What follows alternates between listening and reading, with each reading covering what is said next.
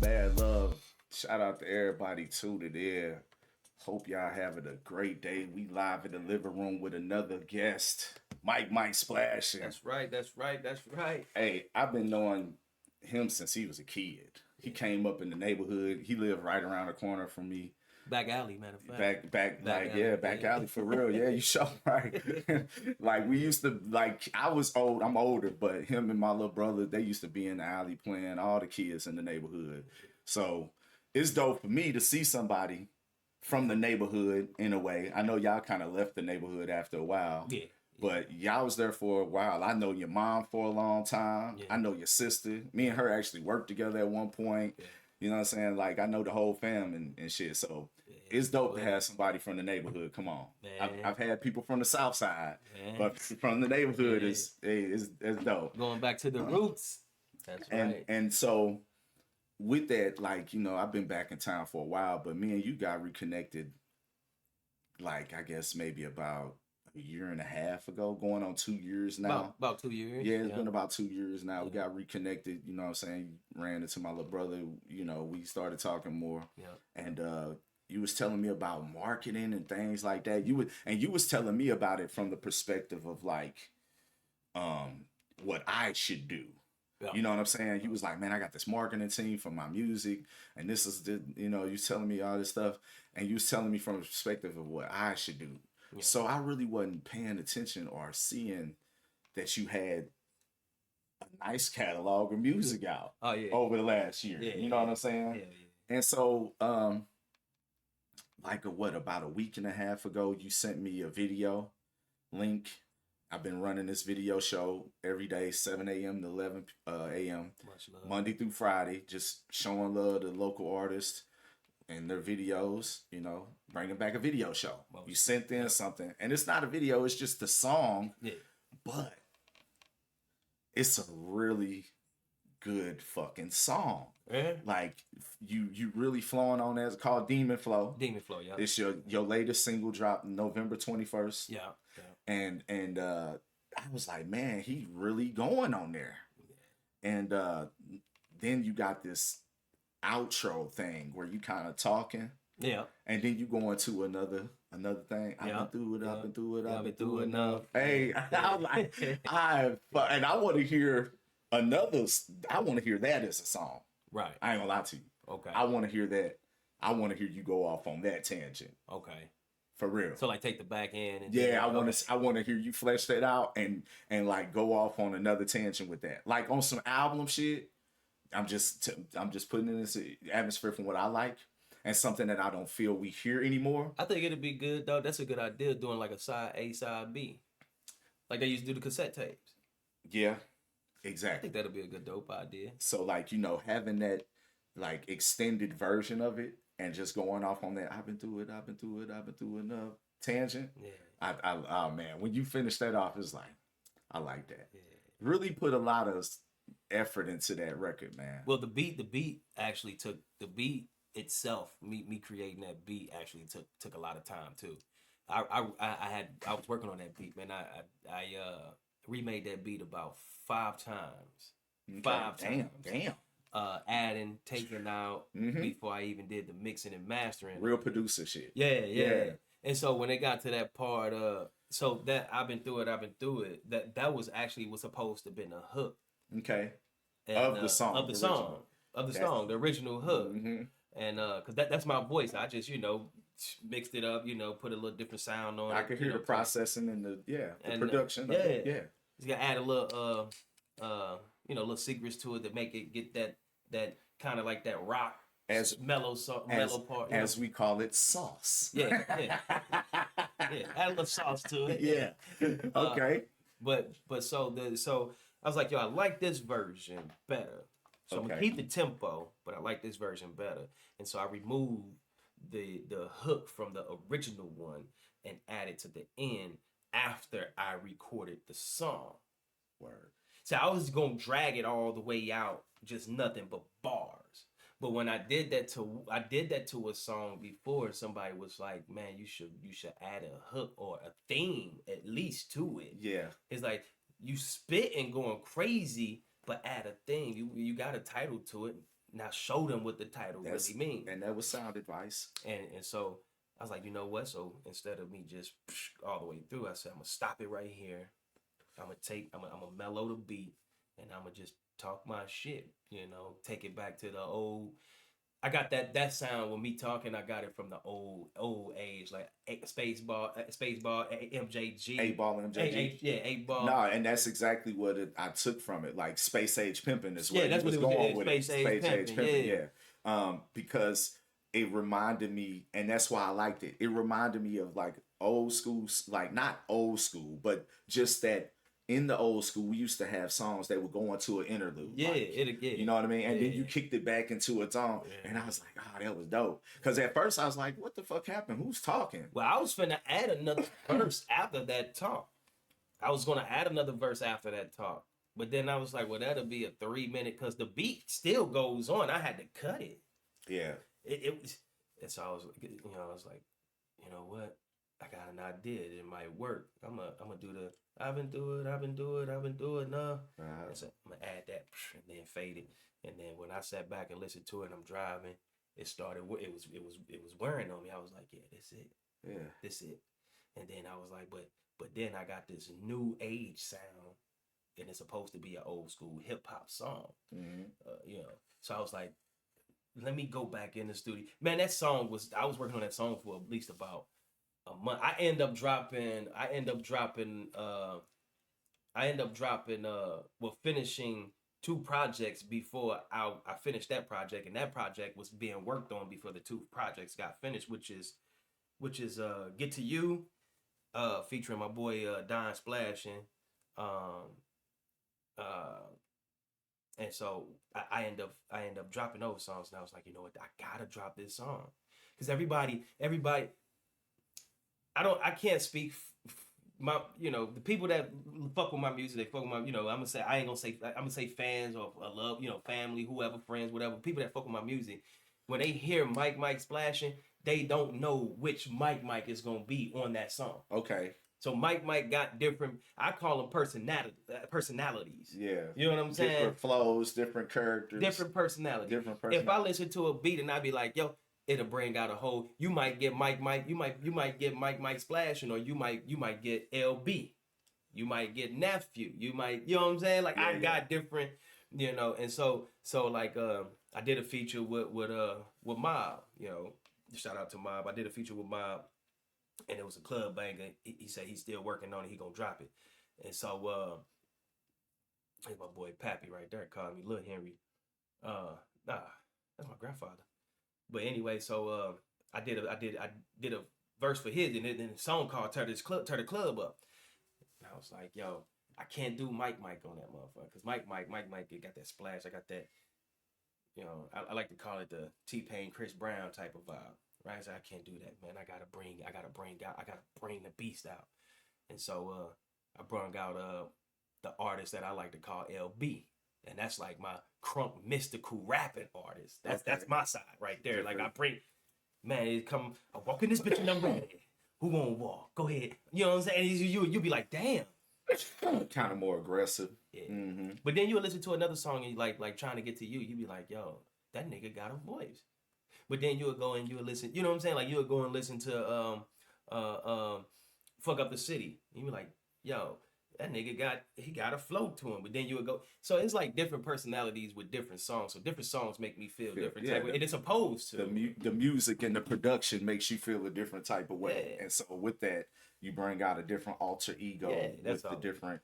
Okay. Because like music, I use music for therapeutic reasons. Right. If I'm in a bad mood, I play some cool mellow blues. You know what I'm saying? It uplifts me. It make me feel good. Make me think about the past.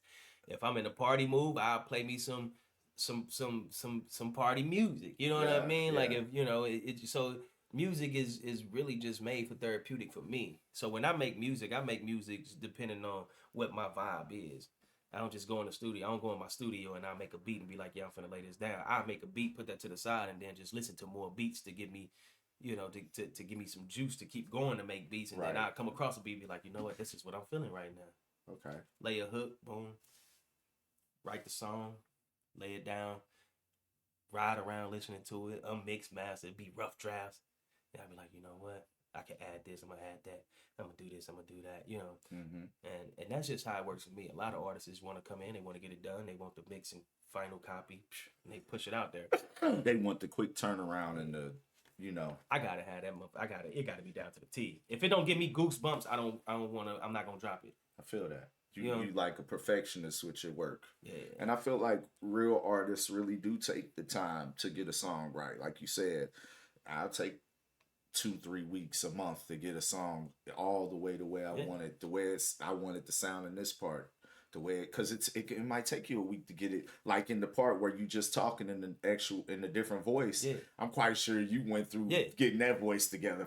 Nah, this ain't it. It's close, but it ain't there. It ain't there. And other people who don't understand that, they listening like, well, ain't that good enough? And you're like, nah, it ain't there yet. It's almost there. A lot of people come and record at my studio too, man. There are a lot of people that do come and record.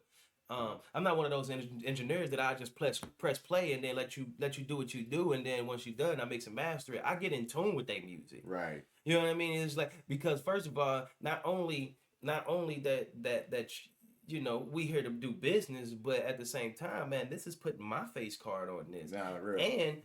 And I'm an artist that respect other artists.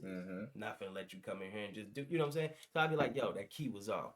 You could do it better. Do it again. You know what I'm saying? Or I'll be like, yo, try saying it like this instead. Man, so really producing artists. Yeah. See, that was one of the things I feel like with when I was really producing artists and recording artists and things like that. Some artists would get offended and they would get mad because I would say, hey, try it like this, do it like that. And it's like, all right. But when they get to that point, I just let them do what they do. Yeah, I just do it. Like now it's like, you know. Let's try it on this beat. Now I want to play it on that YouTube beat. All right, well, let's just, I ain't going to argue. Yeah. But then at that point, when they get to that point, it's like a one night stand. That's the you know what I'm saying? Yeah. I'm done. Bam. Thank you, ma'am. See you later. Yeah, you know what I mean? So, but there will be no next session. Yeah. All right. So, like I said in the beginning of the interview, I've been knowing you since forever, since you was young, little, a kid, same age as my little brother. You know what I'm saying? So, let's go back into the early days. Okay. When did you discover the passion for music? Like, when did you discover that this is something that you would want to do? All right. So, I mean, that's easy, because every time I step into the booth, I think about that moment. You know what I'm saying? I think about those moments, and that's what pushes me to continue doing it. So, so when we stayed on Oregon, of course, you know, anybody that know us from Southside, you know when I say us, I mean me, my sister, my brother, you know, my moms. They know my moms, you know, Red. Anybody that knew us, they knew us. So we was like one of those families that knew a lot of people. Facts, nah, for real. And so we had a lot of people used to come around, but it was mainly the OGs, man, like you know, Uncle Shorty T, Uncle Sco, you know, Uncle O, my big brother Tree, you know, everybody around there just rapped. Okay. They just rap. They just, you know, we sit outside on Oregon, a dead end, got the beats playing, you know, and out the car, and every motherfucker just flowing. And it inspired me because they used to push me. They said, man, you got the look, man. You shit on Bow Wow. You know what I'm saying? They, you know, they amp you up and shit. Yeah. And then so I used to get out there and spit, didn't know what I was talking about. Nigga. Just trying to say some shit. And they used to amp me up, shit like that. Until one day, Shorty T and Uncle Sco, they actually took me to a studio, man, and I got firsthand witness of listening to Shorty T rap on the microphone and the outcome of what he was saying into the mic and how he was saying it, the outcome of it coming out the speakers, right? The mix with it, I was like, yo, that's amazing, and that drew me that drew the attention. He was like, nephew, I give you $25 right now, and I'm like, shit, 7-8 years old, $25 back then was a lot, right? You know what I'm saying? You balling $25, this was betting. Got on the song, man. It just was just messing around with the song and heard my voice, and I was like, yo, that's dope, and so it inspired me. It motivated me ever since then. And so I mean, I do it. honestly, man, I do it for those that believed in me, which was them, man, the OGs. You know, my big brother Derek. You know, my brother Tree, my sister, my mom's. You know, my long live my uncles and them back in the days. You know, so you know, and my kids, man. My kids is like one of my biggest. My kids is my biggest fans. Yeah. My 7-year-old son, my 2-year-old daughter. You know what I'm saying? My 12-year-old, my 13. They my biggest fans, man. Like my 13-year-old, she won't rub it in my face so I get big headed, but I be catching her nodding to my shit, singing my lyrics and shit. My son, he get do the shimmy. He just clowns, boy. He dance, singing it. My daughter, yeah, and it motivates me, man. Make me feel good. That it make me feel good. Yeah. And so, one day, hopefully, it gets me where I need to be at. If not, what he say? If it don't break you, what he say? If it don't make you, don't break you. Yeah. Keep going, man. You know. Yeah. People give up when they don't see it happening when they want it to see. People give up. And everything that with music and with streaming and things like that, people give up when they don't see the results overnight. Yeah. They do it all the time. I mean, it got to a point like I don't get out much because I got trust issues, man, and I'm paranoid when I get around a lot of people. And so I don't really get out much, but when I do get out, I try to make it the best. I don't bring my problems to everybody else that's around me. You know what I'm saying? So I try to have a good time, and I show that I'm not paranoid or really, because I'm schizophrenic like that for real. Like I get around. If 5 niggas, your people's walked in here, I don't know who they is, and they just walked in here, I'll be paranoid. Like this whole interview will be crashed because I wouldn't be the same. Yeah, you'd be like, I can tell this nigga ain't he the way he talking, the way he looking, the way he moving, but that's just how I am when I get to, like when I go out to clubs and stuff. So I really don't go out to clubs. Yeah. But I never still gave up on what I'm passionate to do, and so, and it got to the point it was like, if I can get a offer from AMF, which I signed the contract. My contract is at its dead end now. It was for 2 years. If I could get a contract deal with AMF, I can get a contract deal with anybody else. You know, so it that boosted me to keep going. So, you know what I mean? And then, working with other artists and things like that. So it's something that you got to love it. If you don't love it and you're just doing it for fun, sometimes doing it for fun is cool. Sometimes cool. It work, But I feel like the thing about it is like with artists, a lot of times artists, they start off doing it for fun and they love it. And then when the business gets into it, that's when it's ruined for them. Yeah. You know what I mean? Yeah. I know a lot of people who make music. I listen to a lot of people's music. They want me to listen to their music. They want my opinion on it. And I'm like, you are incredibly talented. I've told people you're incredibly talented. This can go to the next level. Why aren't we doing that? And I've had people tell me, because this is just my therapy, or I've had people tell me flat out, I am afraid to be famous. But sometimes that work though, man. Just doing it for fun. Like I watched an interview where Lil Boat was like he was just fucking around on that song, and that's the song that went multi-platinum. Yeah. You know what I'm saying? I feel like that's the Sexy Red too. Sexy Red is like what works for her is the fact of the matter that people know she's having fun and people, things like that. I mean, it ain't always gotta be, whatever. A lot of artists too, man. I feel like St. Louis could be more than what it is right now, but people don't like to listen and take heed, or some people don't like to follow. Sometimes you gotta follow. You know what I mean? When I say follow, I'm not saying you gotta be the second man or you beneath somebody, but sometimes you gotta follow. Let that person show you the guidance to the road, because then what they doing may not work for them. Right. It can work for you. Exactly. You know what I'm saying? And a lot of everybody want to be hardcore and be, you know what I'm saying? See, back in my days, being a thug came with consequences. Facts. You know what I'm saying? And nowadays, these niggas ain't thugs no more. Thugs is a whole different term back in the day than what these niggas. These niggas want. These young cats are just idiots. Yeah, for real. Yeah. They have no guidance. They don't have OGs. Yeah, back in my days, these niggas. We had the last of the OGs. Yeah. We had the last of those.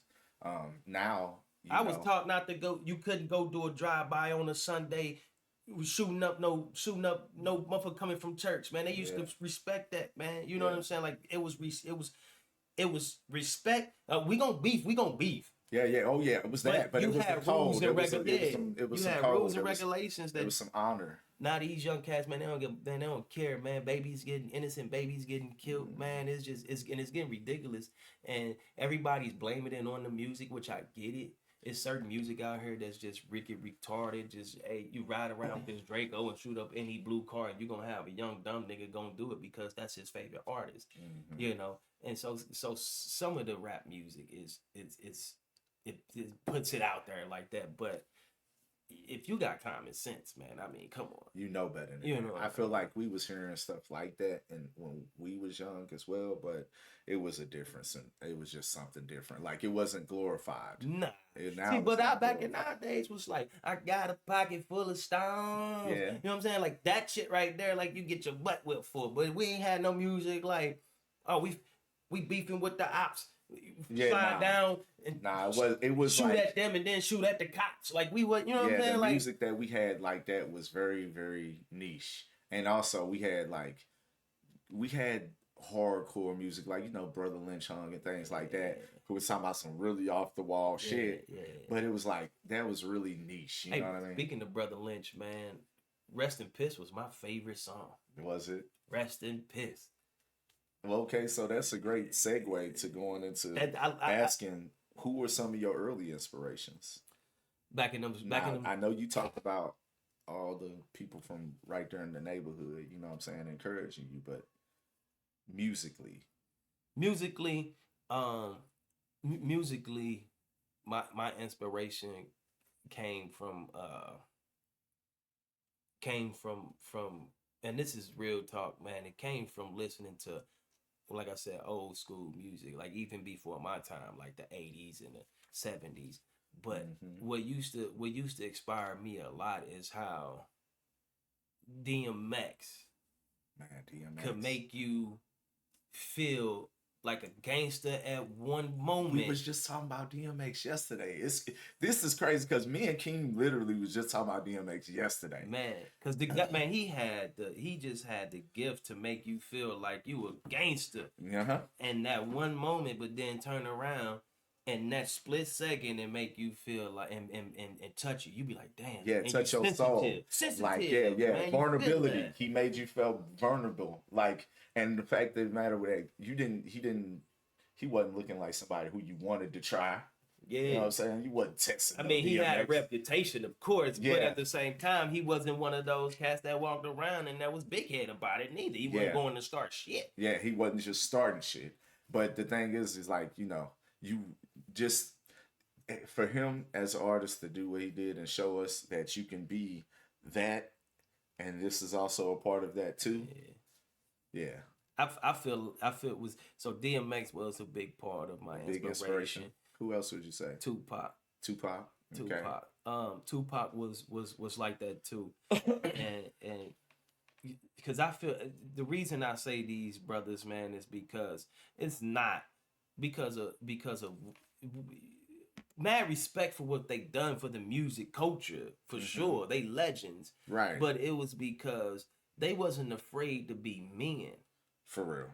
You know, they wasn't afraid to be, you know, they hardcore self, but also show they sensitive side as well. Right. Tupac did it too. Tupac used to have these hardcore songs, but then he had, they say the black of the berry, the sweet of the juice. You know what I'm saying? Like it make you feel good. You know what I'm saying? Like give a holler to my sister's on welfare. Tupac cares. If don't nobody else care, yeah. You know what I'm saying? Hey, for real though. You know? For real though. But then in the same sense, he'll tell you, that's why I fuck your bitch. Get money. You know what I'm saying? You're like, all right, we got that sensitive shit out the way. Let's get back to it. You know what I'm saying? But they wasn't afraid to be who they is. And that's why a lot of artists, that's why I say, like me, I'm not afraid to show my sensitive side. I got all types of music. You know what I'm saying? I think one of the biggest problem about me is actually finding who Mike is and stick with that. Yeah. I'm so good at what I do. And you know, I love that you said that because you expressed to me how you would get on a beat and you this, and then you get on a beat, you that. And with that, it becomes a thing of how do you uphold all of these different alter egos. See, I wanted to get to the point. Your mother would be like, now you listen to Mike Splash, that new Mike Splashing? and Which like, one? Which one? Right, now check this out. There's an artist in Mongolia who is very successful, and his name is Rocket Bay. Okay, Rocket Bay. You've probably heard of him because I did a reaction video to him. I actually, because of that reaction video, I went down a whole rabbit hole of, I've got like 50 something Mongolian hip hop and music reviews or reactions on my YouTube. Okay. So like, anyway, he is really famous because for one, he's like their Eminem. Okay. And for two, he has all these alter egos like you're talking about. But how he portrays them is through video form. And he has them all. But would you really? Would you? All this different. Would you really say he's like they Eminem, or would you? Dude, because I know I heard a song of him. I heard a song of him, and the dude nice with it, but I wouldn't. The song. I wouldn't say Eminem. Well, that's what they say. Right. That's what they say. Right. That's what they say. See, so if you put anybody compared to, and the first song that I heard from him was a song called Blavgay, and it was it's a diss song to another artist that sounds like Drake, and he went crazy on dude. But Rocket Bay is. I feel like I've listened to quite a bit of Rocket Bay. I feel like he's the Eminem. Wait, pause. Speaking of Drake, man, what you? I ain't heard Kendrick nothing killed from him. I ain't heard nothing from this man ever since, and Kendrick still dropping. Well, he's suing him. Drake is suing Kendrick or the label or something. He's suing UMG. You ain't heard that? No. Yes. Drake is suing UMG or some shit like that. Yeah, it's a whole thing with that right now. That's about the best thing that he can do, I guess, because he can't fuck with him on the music. Well, it's not. I feel like it's just the fact of the matter that people are waking up from that thing. You know what I mean? The thing is, like and this is another thing I was just talking about yesterday too. For me, with Drake, it's like he's a mixed kid from Canada who had a better upbringing than I did, or you did, or I did. Yeah. And okay, so boom, we got that out the way. Then he was cool until he said, "Started from the bottom, now we're here." Because for me, I'm looking at it from what our bottom is versus what his bottom is. Right. Now, with that being said, King made out a point. He pointed out something. He was like, well, for me as a musician, I look at it from the aspect of knowing what the bottom is in this music shit, because we all have a bottom. And I was like, I respect that. There you go. I respect that. Yeah. He makes good music, but me personally, I think Drake is a cornball. As a person, I don't know Drake. I don't know Drake personally. I really wasn't a Drake fan. It's to the be antics, like that. though. Social media, you know. Don't get me wrong. Drake makes some good music, and some of them songs. I'm not a Drake hater neither. So, but some of those songs, and like that was dope. Yeah. You know what I'm saying? You'll acknowledge it. That was dope. But some of the songs is like, come on, man. Like, you know what I mean? But people feed into it, but that's the thing about music too, man. I tell artists all the time, dude, because I'm working on that myself. When something pops for you, even if you playing around or not, and that's why I said when I watched Lil Yachty, he said they was bullshitting on that song. He stuck with that type of music, that type of sound because it worked. Mm-hmm. He didn't change it up. And I agree. That's another thing too. It's like all about finding your style. So it's okay to experiment with these different things. But like you said, when you start getting a fan base, you have to realize which one is what works for that. That's another reason. Another problem that we got in St. Louis itself is because St. Louis artists want to sound like everybody else that's already in it. And when they don't realize, when they don't realize we the ones giving them the sound. Yeah. We the ones giving them those sounds. Yeah. And then you want to sound like them. But see, it's like I done heard a lot of cats' music. They was like, you produce, you do it. Yeah, I make beats, whatever. Yeah. Mm-hmm. And hey, man, check this out. I do music. I rap. Like, yeah, the bars are nice. They dope. But we already got a little dirt, man. You know what I'm saying? We already got I get that. XYZ. We already got a little baby, a little baby. Like, who is you as an artist? Where is your sound at? Right. And that's why I say when I'm on a beat and I get that, I gotta stop doing that because I'm confusing everybody who Mike is. They don't know who's gonna come when they hear that song. But that's the surprising part that people likes about my music. They like, damn. On this one, he can sing. He do African music. Goddamn me, twisting. He didn't be spitting fast. He spit slow. He can rap with his deep voice. He can sing with his deep. You know what I'm saying? Yeah. And it's just, but who is Mike, the artist. himself? Hey. Who am I? Hey, that's crazy. We ain't never had this revelation on the Live in the Living Room, but that's. Look, he thinking about it. He pondering. You know? Because I got, you know, he pondering that shit. He pondering that shit. He thinking about it. I'm glad you can have that moment here. Because it is something that's important. It's very important to find who you are as an artist with the voice. Now, what I'm saying, I just heard the Demon Flow. That's all I've been listening to that. And every time it come on the video, I turn it up. I'm like, yeah, he's spitting.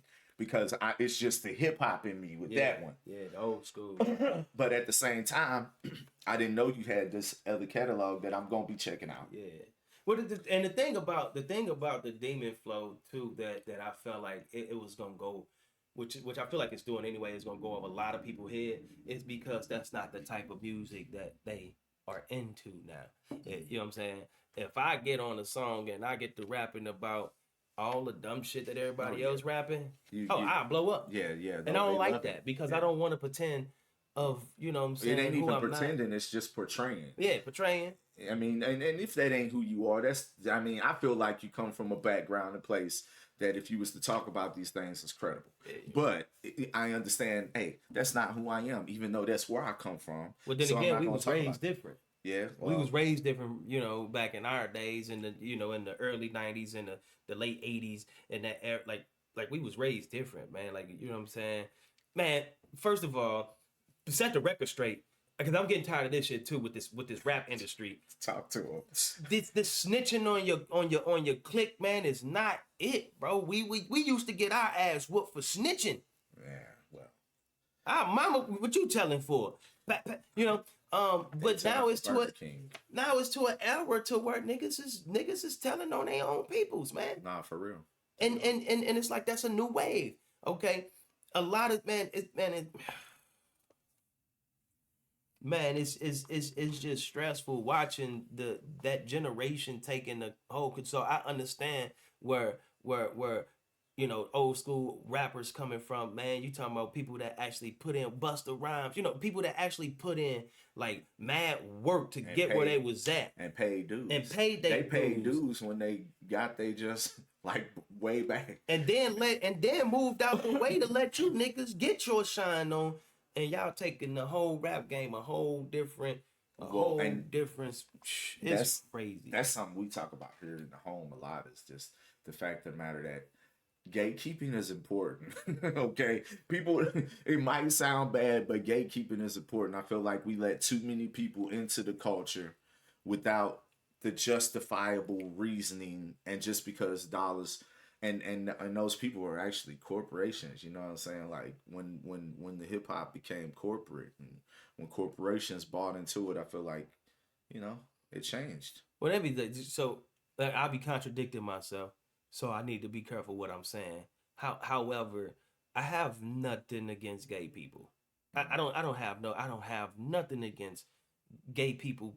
Period. A human, because they human. So they're a human spirit, soul, walking body, just like I am. Mm. It's just the way that they choose to live their life compared to mine. Right. Doesn't make them any different than who I am. However, I do respect that. What you just said, it should be kept to yourself. It should be it should be, that shit should be behind the microphone, behind the closed doors. Yeah. Well, a lot of things are accepted now that weren't accepted in the past. We was kind of talking about that before we went live, but a lot of things are accepted now, and in the name of not judging. You know what I'm saying? And a lot of things are accepted now. But see, what you just said right there, the key word. It's a lot of things is changing. Yeah. It's changing. Back in our days, you didn't have women that was freely just wanted to get on the music video with coochie cutters, and they, you know what I'm saying? We used to have to wait till 1 o'clock and Uncut come on to watch them twerk videos and shit like that. Now it's open. Normal. Kids go on YouTube and just watch the shit. I got videos playing on my YouTube channel. They crazier than some Uncut. The chick got on see-through lingerie. I could see her nipples. I'm like, how did this pass the YouTube? I guess they made it because it's over 18. Man, I don't know. It's just a lot didn't change. I used to sit, man. Hornball, 13, 14 years old. I'm waiting. Trying to watch the scrambled TV shit. 1 o'clock come, boom, it come on, Uncut. The first video come on, white girl. Look, he remember I was like, yo, God, yeah. Remember the first video. And then it went to Flip with his song. He was getting head in the Cadillac pickup truck. I was like, yeah. He remember the first video. Man, that's crazy. And then when Nelly and the team came, man, did Tip Drill. And he swiped the booty crack. I was pissed off because was mad about it. I was pissed off because they canceled Uncut. They did because of him. And we didn't have no YouTube back in that time. No, nothing. Nah, it wasn't none of that. But even when they came out with YouTube, if you remember, it was parental. You couldn't search certain shit. Right. Now, you don't even need YouTube, man. You got fucking Twitter X. They showing porn on Facebook. Twitter is crazy. Man. Twitter is crazy. Like, I had to go through and unfollow so many people because when Twitter made the change, all these accounts became like porn. Because they wasn't that before. Yeah. And then all of a sudden I'm seeing this shit all over page. And then a lot of people sharing it too. Yeah. So I'm like, oh man, I gotta follow it. See, like back in the Bebo days, man, there was certain shit you couldn't post. Certain pictures you couldn't post. Then it went to MySpace. Yeah. There was certain shit you couldn't post on that, and certain things you couldn't type. They blank your damn your curse words out for you if you you know what I'm saying? Facts.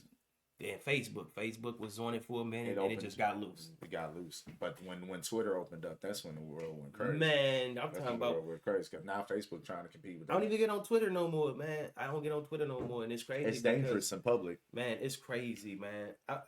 When they did the whole update to the Twitter X, bro, and I was on that motherfucker, it was it's like, what the fuck? Yeah, I ain't have this. Yeah, that's exactly what happened with me. Like what the fuck they showing somebody getting head on a Boston bus? What the fuck? Yeah, that's exactly. Then you flipping, you getting motherfuckers getting pounded from the back. I'm like, yo, they turned this into a whole porn site. Real. They did. They really did. It was crazy. All right, so DMX, Pac. Any other early inspirations? Heck yeah, man. I was a real big fan of still is UGK, man. Okay, yeah. You had quoted them earlier. Yeah. You sung a little UGK earlier. Yeah. They inspired me, man. On the simple strength. I follow personally me. I used to be a mad fanatic Pimp C fan, bro. Okay, yeah. His interviews was just him, bro. He ain't fake nothing. No. Even when he sipped that lean, he wasn't a different person. Nah. You know what I'm saying? Nah, and he giving it to you straight raw, bro. And I respected that man, bro. He the realest shit that I heard him, one of the realest shits that I heard him say, and this is why I stopped it. And no cap, he was like, man, I got too much respect for this man. Me and this man never had a threesome or ran a train on another woman. I never seen this man private area. He never seen mine. And I was like, yo, that's straight real. That's straight real shit, bro. And niggas think that shit cool, but now you got these booty hole watching ass niggas, man. You can't trust them. You know what I'm saying? He said these. Because back in my time when I was growing up, man, 16, 17, high school, middle school, I was like, yo, this the shit. Running train, that became a thing. Running. Man, my homie slapping fives, all that shit. But then when I heard him, You know, I heard him say some shit. I heard him say that shit, man. I was like, yo, this ain't. And it opened my mind up, and it was like, that's some real shit, though. Yeah. I should be knowing this man business, and he shouldn't be knowing my business. Nah, for real. You know what I'm saying? And everybody was stuck on now some without a rubber fucker on top of the cover. Yeah, that was that's some pimp shit. Yeah. But the really shit comes from behind these scenes, man. When they doing these interviews, man, like you catch niggas saying the straight really shit. Yeah, nah, for real. Like the music is one thing, but when you get a person and they able to sit down like we sitting down right now, you know what I mean? Like when you blow up, these interviews is gonna be, you know. I always wanted to be in the room, you know what I'm saying, with Pimp C while they just chilling, man, because the dude has so much. Even though he was who he was, man, but he had so much knowledge. DMX, I love the energy. DMX was just the drugs did fuck him up, but when he stopped, he was just a naturally, like, he was, he tweeted, and that's him, you know what I'm saying? Like, he had that natural effect, and I could just picture Tupac, you know what I'm saying? Tupac, I seen videos where Tupac he was a goofy dude, you know what I'm saying? Natural effects. You got these cats, man, they come on these podcasts. Action. Yeah, man, motherfucker, it's a game, you know what I'm saying? I had to pull them on like that, man. Like, nah, cool, you know what I'm saying? It's like, come on, dog, who you fronting for? Right. You know or you got people who will come in and they're really quiet, and then they're like, and then they go off, and it's like, what you're not like that. Totally I know, because I know people who gonna go all the time. You know who I feel like that opened that way up? That opened that whole little vibe wave right there. Lil Jon, fucking he sounds so different in person. Yeah, and then the Yin Yang Twins. Yin Yang Twins. Yeah, I feel that. I feel that. But I would most definitely have to say it was UGK, DMX, Pac, UGK, and I mean, everybody had who they boned us, but who like inspired me? Trick Daddy. Okay. Trick Daddy inspired me, man. He inspired me. On the simple fact was because I can't speak about the new Trick Daddy. Nah, because he said spaghetti and fish don't go together. He tripping with that. But back in the days, man, just the music itself, like you hear the music, man, and it's like, man, you get these feelings off of certain songs when they rap it. Like Trick Daddy had a song that was called Thug Holiday. Okay. And that song touched me. And the most important thing, like one of the things he said was, always pray for a daughter. I mean, he's always prayed for a son. And he said, why was I giving a daughter when I always prayed for a son? Yeah, life is crazy, ain't it? And then he said,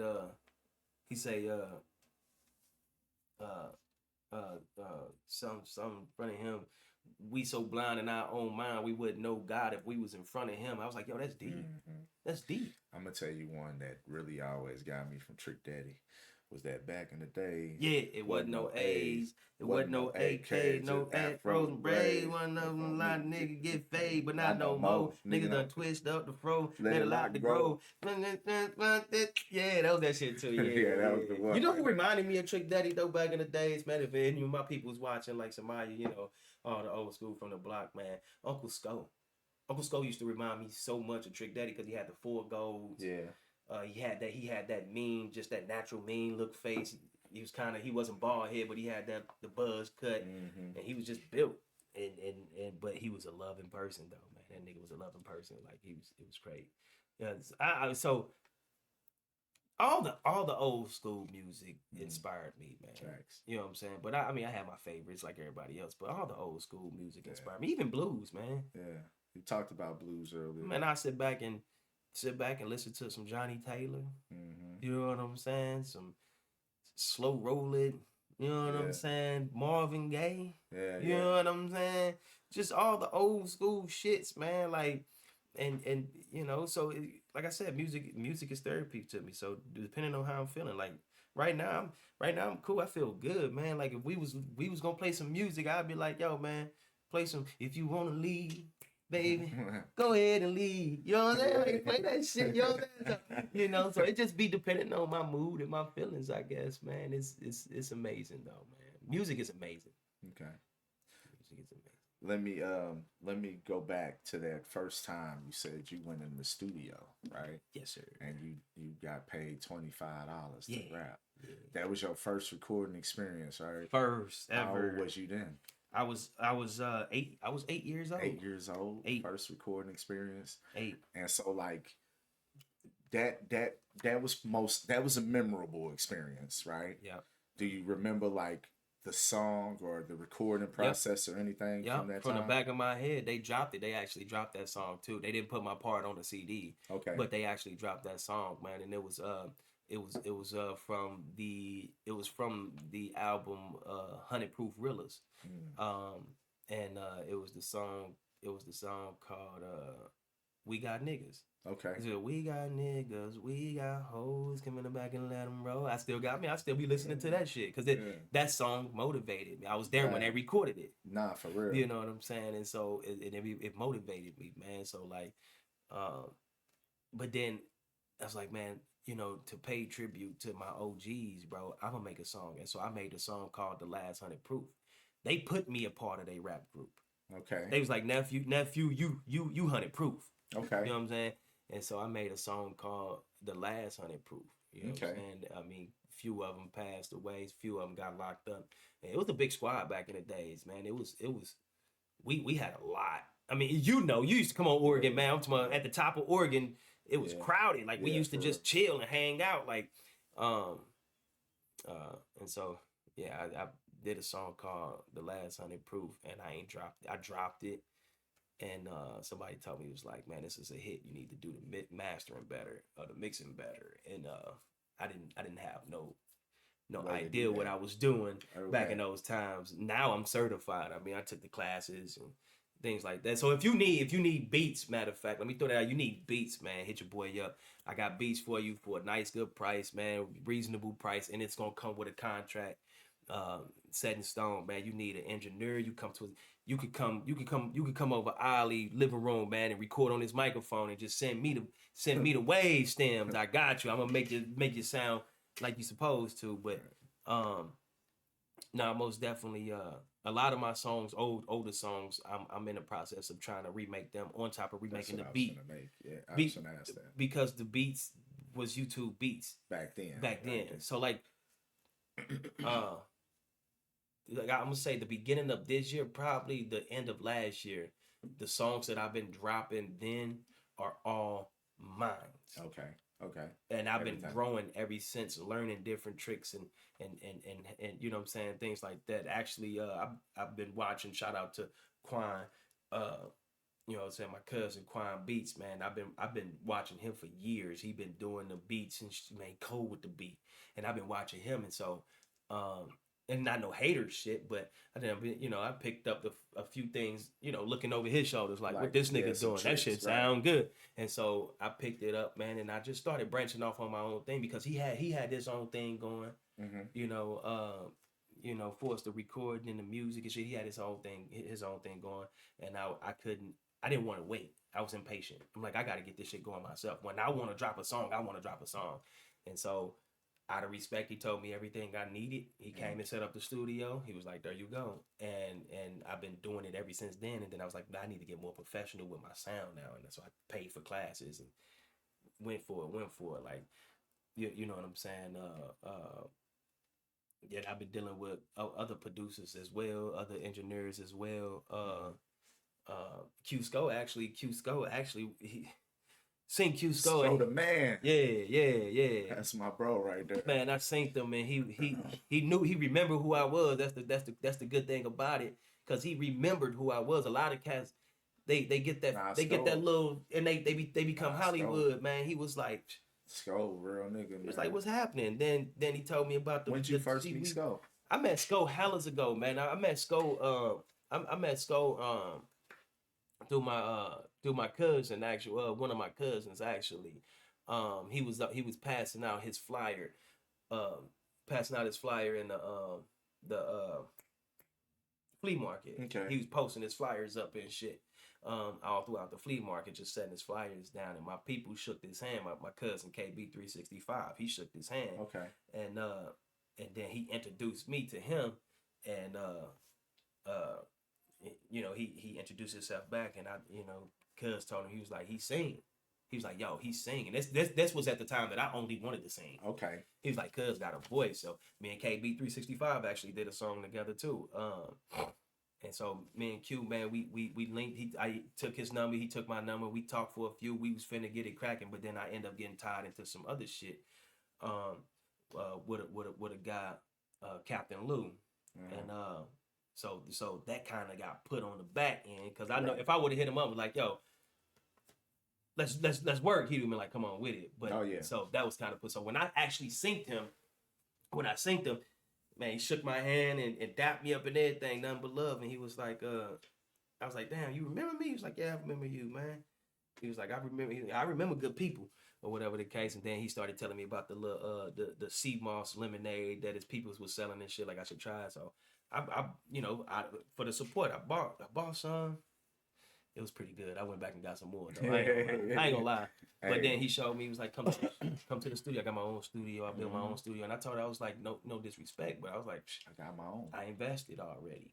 He was like, that's cool. Just come and kick it with me one day. You know what I'm saying? I think you should. Yeah. I feel like it's something that I talk about all the time. It's important to build relationships. You know what I mean? Just go check out, go sit over there for an hour or two, see what they got going on.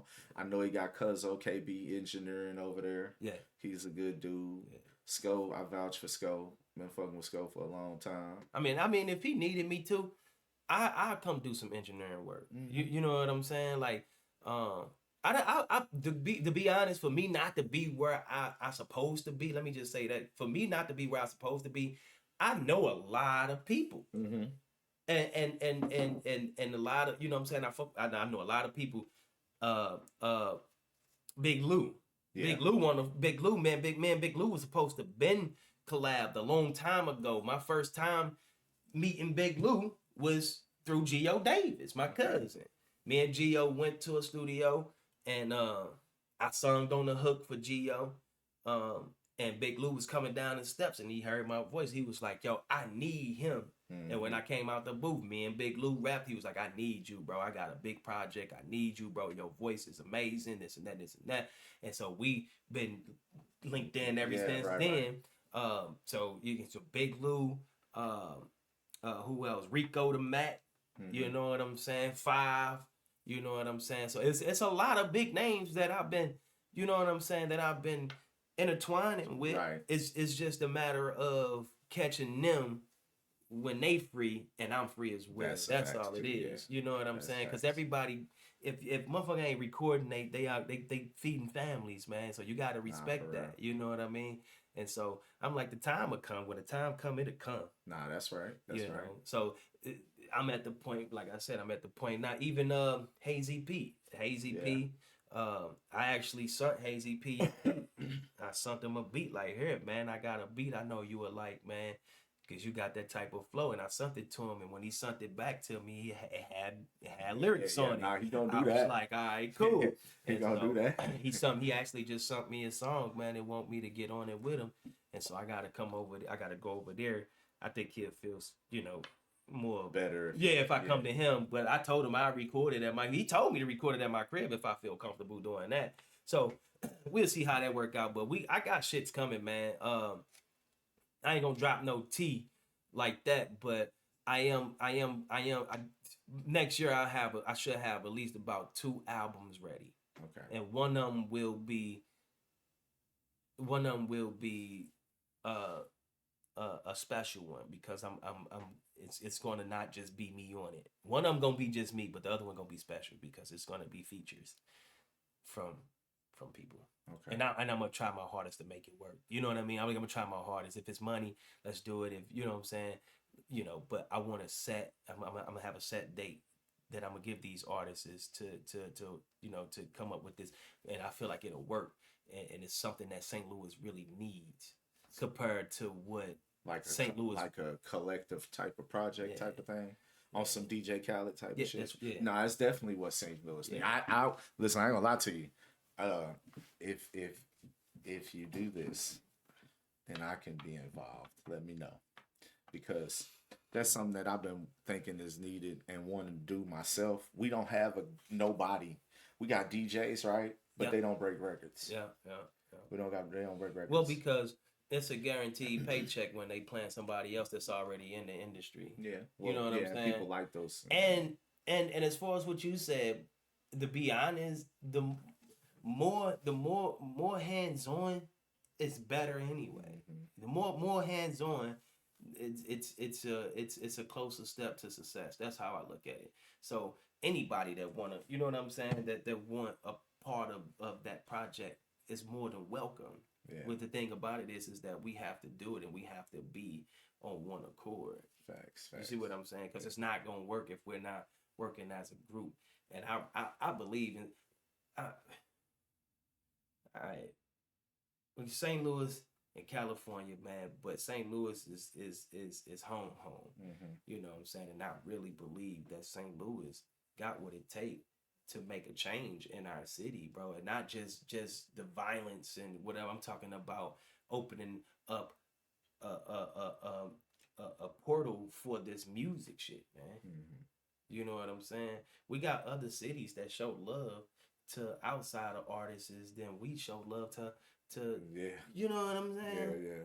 You know, and I feel like it could be changed, man. Like we could be one of those people that people would be like, man, I want to move to St. Louis because they got it popping with this music. You know what I mean? Not everybody want to go to Texas. Everybody want to go to Atlanta. Everybody want to go to Cali. Yeah. You know what I'm saying? Where they know that they got a fair opportunity. So why come we can't be like that? You know what I mean? So right. Yeah, man. So, I'm excited though. It's gonna be hopefully have this project done by next year before summertime. Okay. Before summertime. If not, right around the fresh summertime start, you know, that end of the June, not June, July. Was it July? Yeah, July. And like about the beginning of July to the end of July, and then just take the summer through. You know, okay. and go from there, man. We got a lot of black homes too that people don't want to represent for them, man. These homes, because lefties. Shout out to lefties. Shout out to lefties. They pretty good, man. They pretty good. You got over off of Lindbergh in North County, Lachey's, Soul Food. They amazing.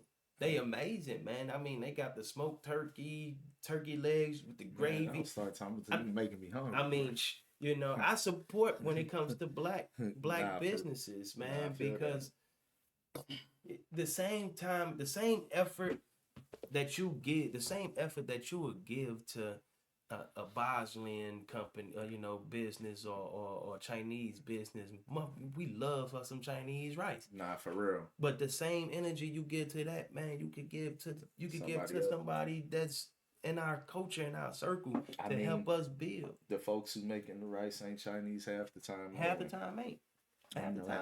So, all right. So nowadays, who inspires you? Who you listening to now, if anybody? I kind of figured that was coming. and to be honest, I'm not gonna be no dickhead artist and be like, only this to me.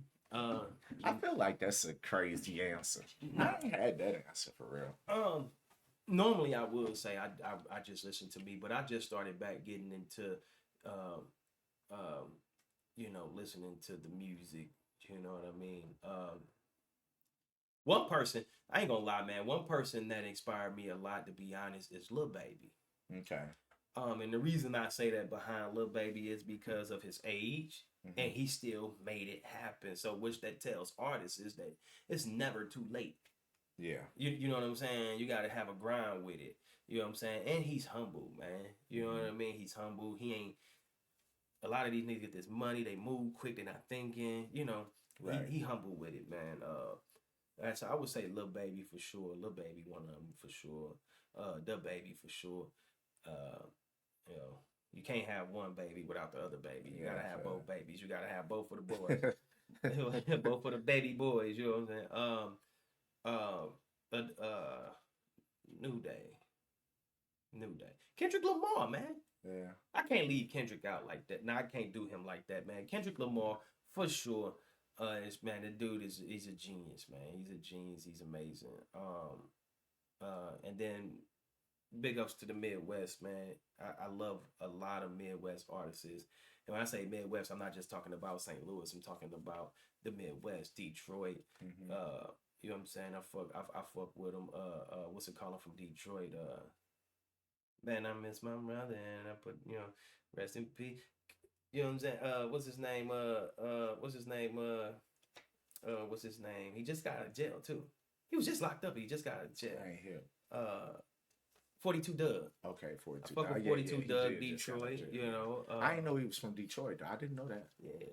I didn't realize. Yeah, that. rocking the Lions and rocking the Braves. Yeah. And then of course, Lil Durk. Of course, Lil Durk. He put on for the Midwest, especially for Chicago, but he's from the Midwest, so he puts on for the Midwest. He represent that too. But then St. Louis artists, man, Geo Davis, man, not just because he's my cousin, but because the guy is out here working. Nah, he got solid ass music, and he working. He's over working, these last couple man. years, he been working. He's working. He's in. And his motivation, and like I said, not just because he's my family, we related, but it's because like he's like, man, he wanna, like, to me, when we have conversations, like, he's not gonna sugarcoat it. Because if I can do it, you can do it. Nah, he be on that. You know what I'm saying? And so I reach out, to him every now and again. I get some pointers from him, every now and again. But then you got people like Sexy Red. Some people don't like her music. Some people just don't like her style. But she's inspiration to me. Yeah. Cause she's a go-getter. Yeah. Hey, if this is what it's gonna take, do it. You know what I'm saying? Big Boss Yvette. Although she moved to Atlanta, but shout out to Big Boss Yvette. Yeah. She's another one, Mob, M.O.B. You know what I'm saying? Rico the Mac. Man, I mean, the list can goes on when it comes to St. Louis. I fuck with a lot of St. Louis artists, man. And they don't even know that I fuck with them. It's St. Louis artists that don't even know me personally as a person, but I fuck with their music. You know what I mean? The music. Some of these people I can't speak like personally, but the music I fuck with it because sometimes it don't take a whole song for a motherfucker to be like, yo, I felt that. It be that one little piece.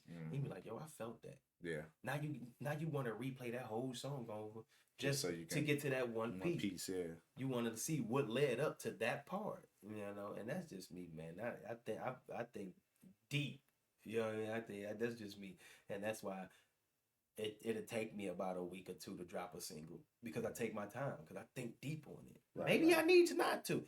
My peoples don't tell me. They don't be like, yo, you need to hurry up and drop it. You know what I'm saying? Like, so, but if y'all want me to hurry up and do music, I got a studio at my crib. They be like, well, you should be dropping music every day. It ain't that simple for me. Yeah. Now, because you take your time and you craft the song and you know. Well, my man say off Hustle for you, man, I ain't putting no shit on top of no shit, man. Yeah, nah. You know what I'm saying? Yeah, you know what I'm saying? So, but just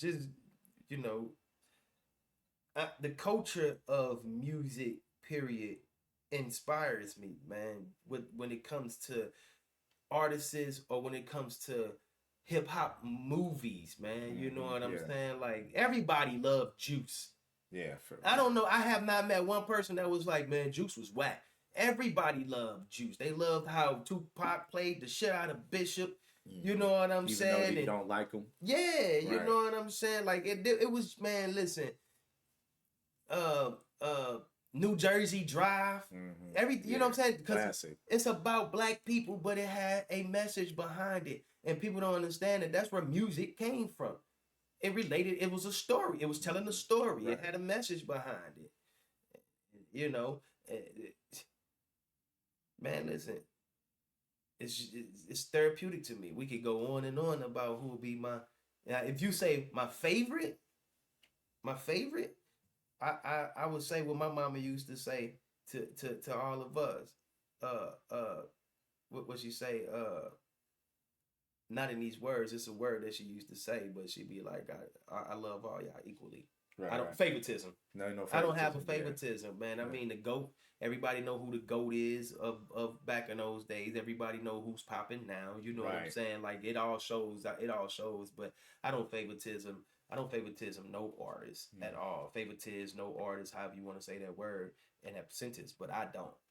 I give everybody they flowers now because they deserve they flowers. I give you your flowers for doing what you doing. Appreciate it. Everybody deserve they flowers because I hate when somebody lose their life and then everybody want to start chunking them up. Yeah, no, facts. man.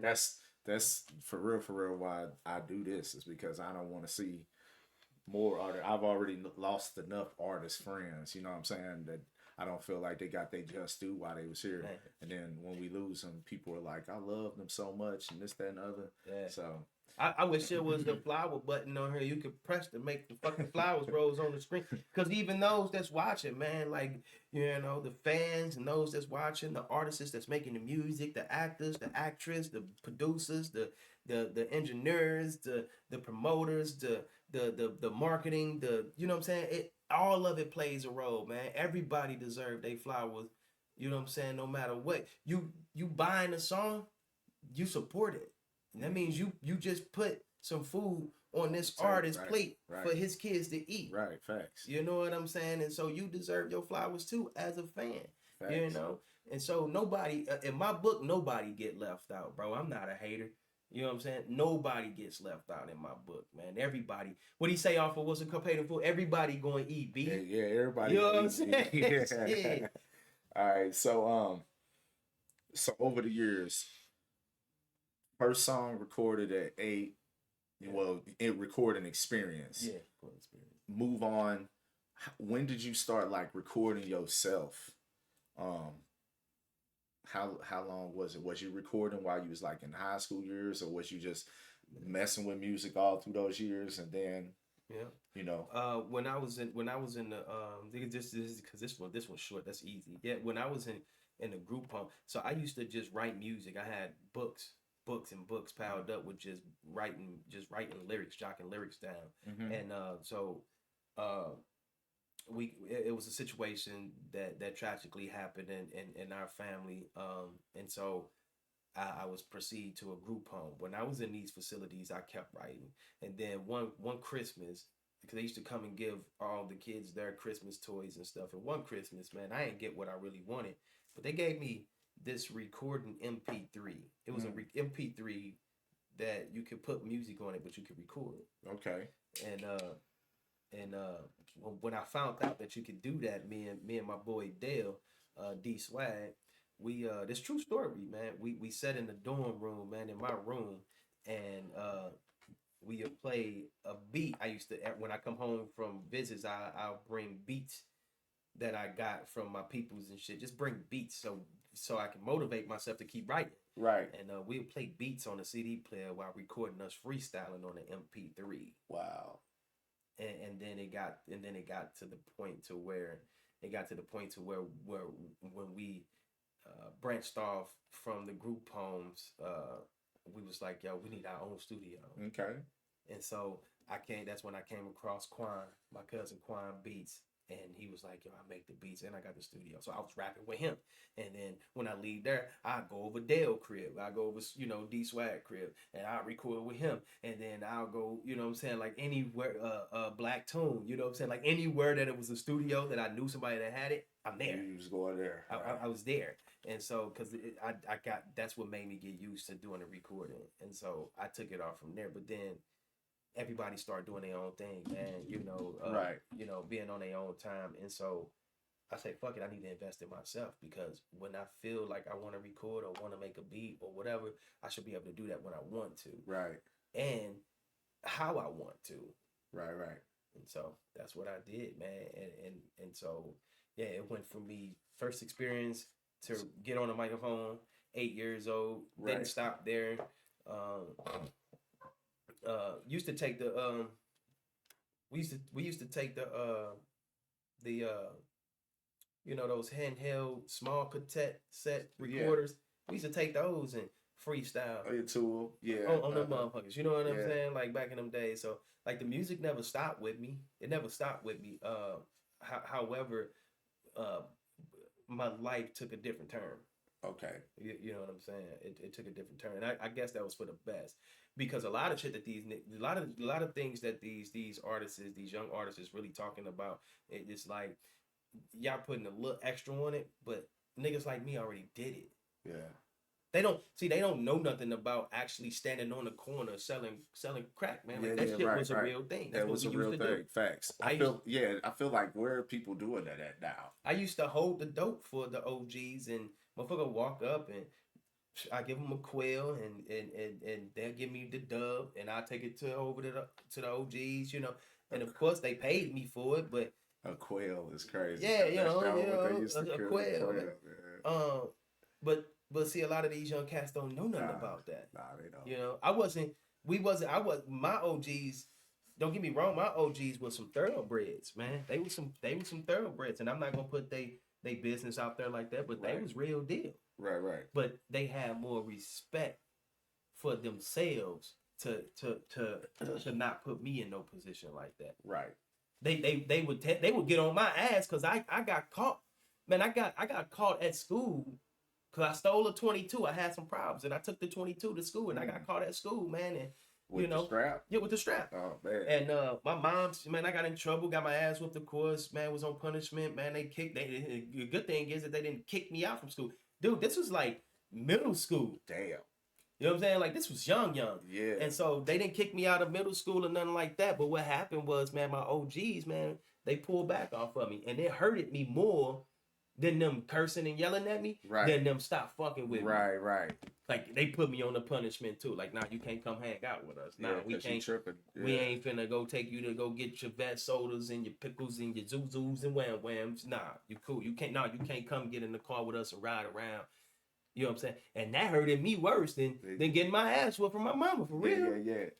Because the OGs, that's really... Felt like everybody turned their back on you now. Yeah, I feel you. And especially coming from a child that really didn't, that don't know his biological father, and still to this day and age, I don't know who my biological father is. Shout out to the ones that you know, that stand in my life as my father. But it's a difference between knowing and them men, they know that. Yeah. They understand that. And I guess they love me that much to where they don't want me to trip off of it, but in naturality, bro, you have no choice but to, you know what I'm saying? So some of that shit that I was doing was it's not to point fingers at it, but it was because of not knowing. It's like it was traumatizing, man. You got to go through these blood tests, and this says this, and this did that, or whatever the case like that. You know what I'm saying? And then you're like, man, who the fuck is my daddy? Right. Nigga ain't never showed me how to tie a tie, bro. Right. A female showed me how to tie my tie. You know what I'm saying? A female told me, you know what I'm saying? A female taught me how to shake and wiggle when I'm done. Right. You know what I'm saying? Like, I didn't have a man that, you know what I'm saying? Like, because even the man that was in my, that they wasn't really, they was there. But they wasn't there like how I would want a father to be every day. Don't get me wrong. Not saying that they wasn't there. Right. Okay, because they was there. Love unconditionally. They was there. Right. But they also had to tend to other shit. They other business as well. So, you know what I mean? That's another reason why I love kids, man. Anybody that know me, that's watching this, or that know me, period, they know I absolutely love kids. I don't care who child it is. I ain't gotta like you no more. But I'm still love your child. I'm still love your child. And when I see your child, what up, nephew? What up, niece? Whatever. You know. And I love kids, man. The realest shit, man. My wife told me, man. She said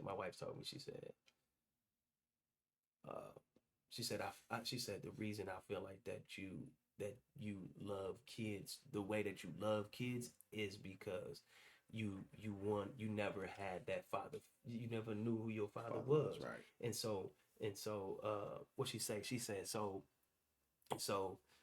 you want to give that to the kids because you traumatized of that pain, and you don't want them other kids to feel that. You know what I'm saying? Yeah. And that was just the realest shit, because I'm like, I find myself into that. You know what I mean? And I'm like, you know what? You're right, because you're right. Yeah. You know what I mean? And so any kid that come around me, man, they love me. Even the little crybaby ones, and they never knew who they cried. But once they get it, they be like, yo, yeah, I can kick it with this nigga. You know what I mean? And so Yeah, man. I just took something and turned it to a whole nother something. It's all good. It's all good. I think I called a contact. That's what we do. That's it. You said, I think I called a contact. All right, so, man, you told me about that early recording process, but what are you doing? How are you recording and making beats? What kind of equipment and things like that are you using?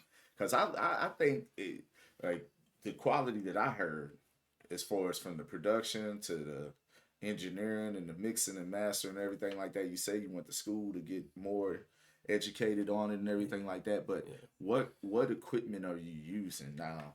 Like what programs and things like that are you using to produce? I found what fits me best. I can't speak for everybody else. Yeah, facts. I found what fits me best. It's all about the workflow that works for you with production, for sure. So like I started with Fruity Loops, man. Making beats and recording on Fruity Loops. A lot of people did.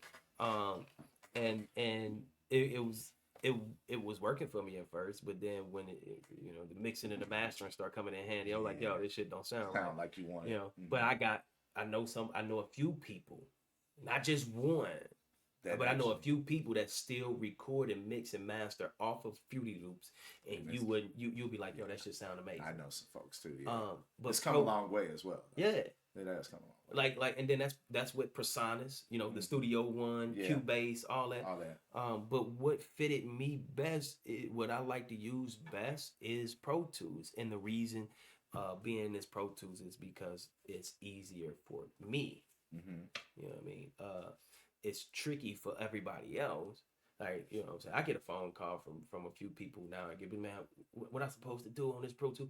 And, show me where you at, where you stuck at, But it worked out for me. Yeah.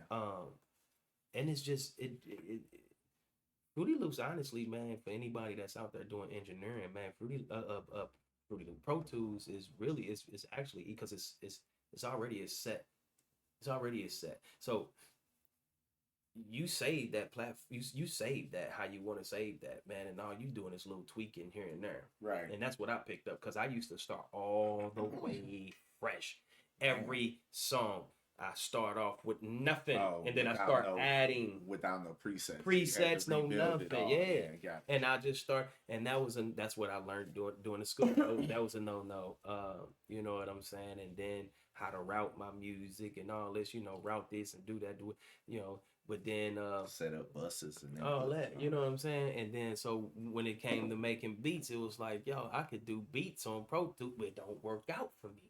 Okay. Some people code at making beats on Pro Tools. Even editing videos on Pro Tools. You can do all that on Pro Tools. One-stop shop. But making beats on Pro Tools is difficult.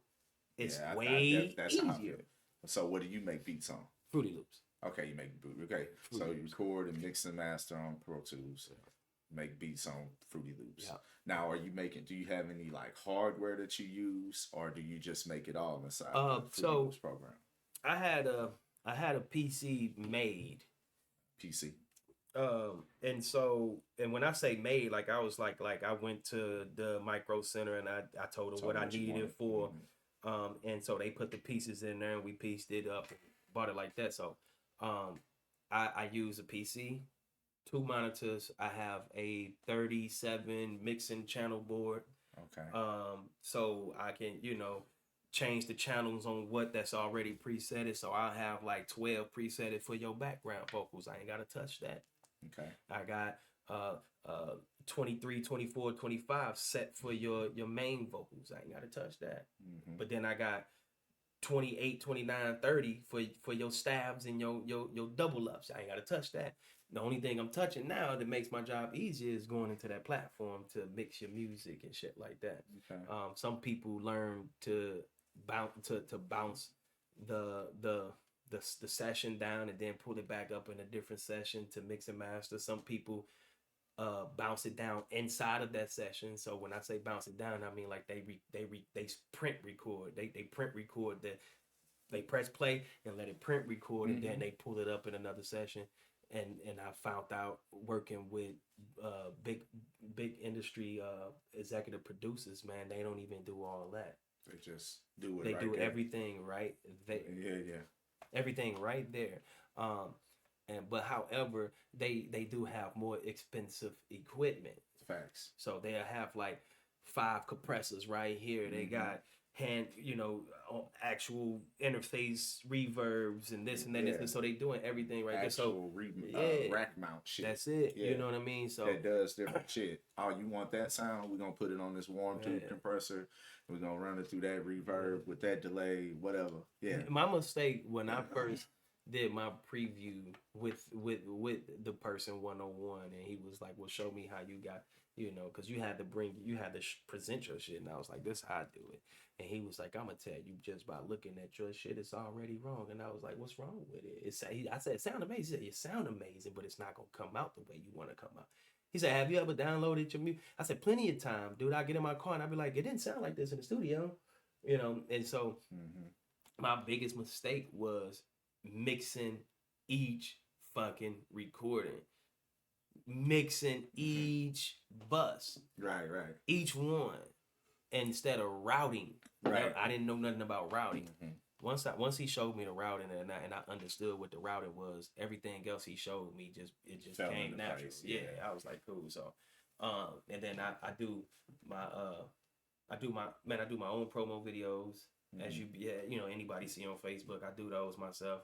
You send your own graphics? Yep, I do my own graphics. I do that on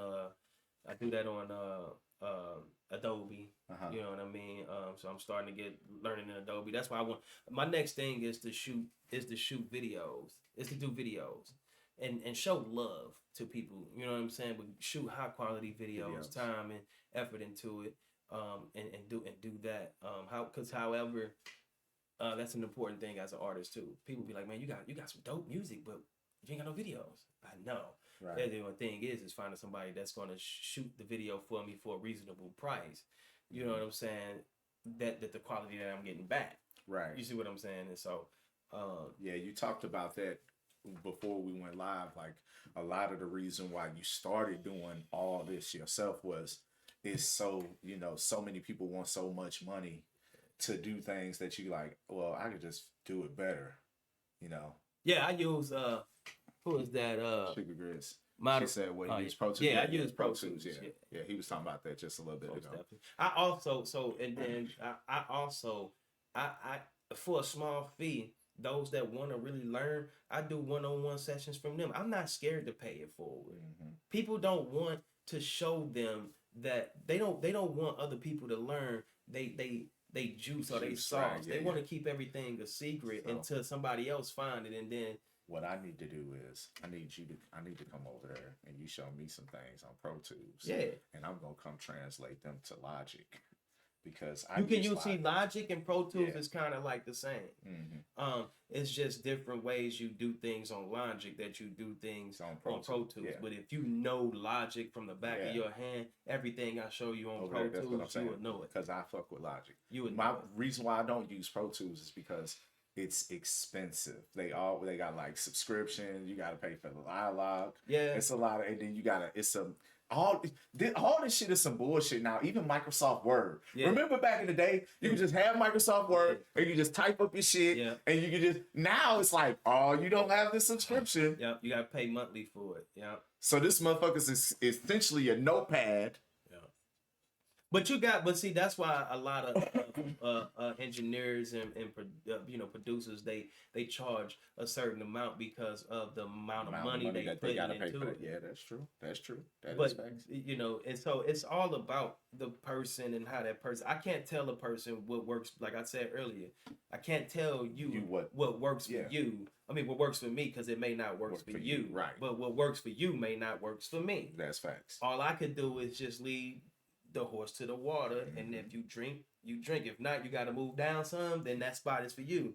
And so, but I do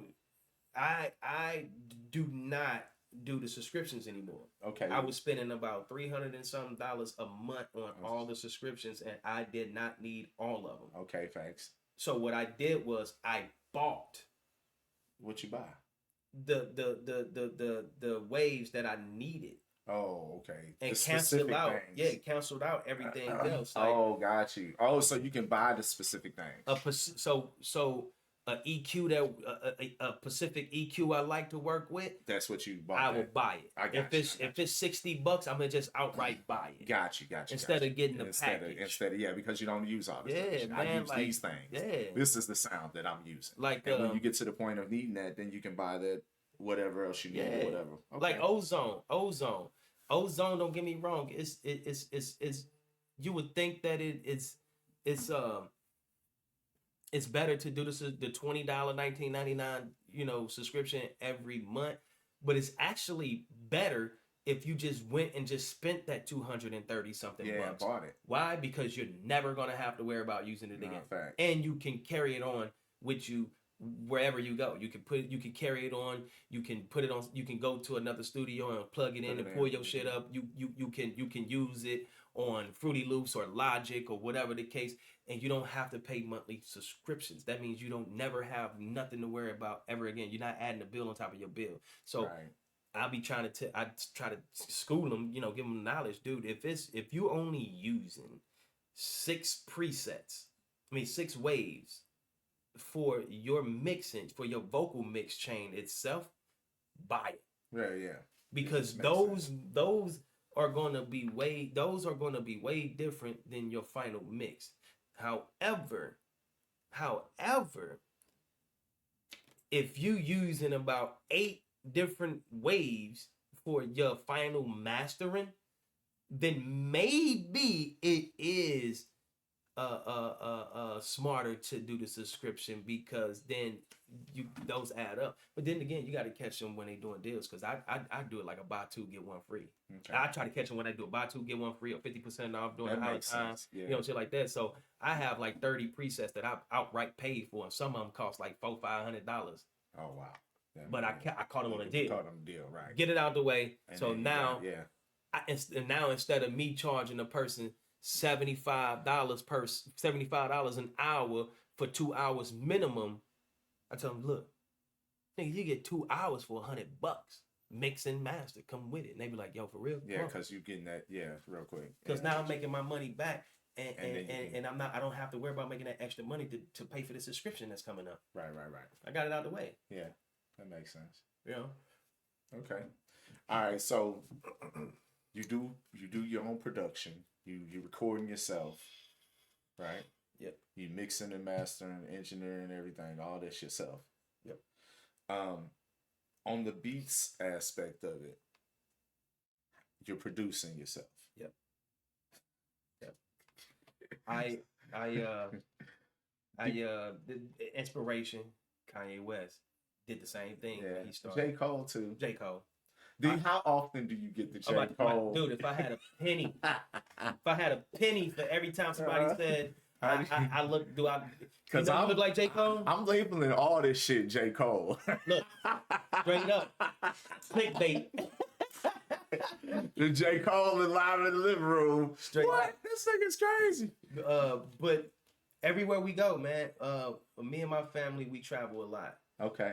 And so no matter where we go, what city, what town, Springfield, Illinois, Springfield, Missouri, Lake of the Ozarks, Kansas City, Missouri, down to Atlanta, down to Texas, down to Florida. No matter where the fuck we go, somebody, it never fails. Be like, man, anybody tell you like J. Cole? And if I had a penny, just a penny, one not penny even per a nickel. person. Not a dime, just a penny. What? That's a marketing scheme right there, because every person that I came across, if I'd have got a penny from them, I probably would have like $500,000 worth of pennies.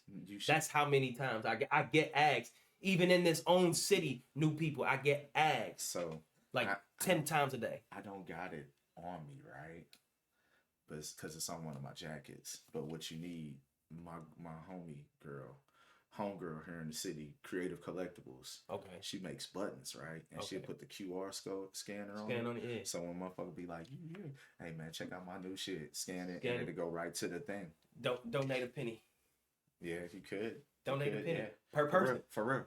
Donate a penny. And just let it sit, bro. And I'm telling you, that would build be, that up. That's dude, I would have been, since J. Cole popped, it was since J. Cole popped. I done had people, and this is no lie, I done had people, because the crazy part is that when he started rapping, he had a low fade. I had a low fade. That's crazy.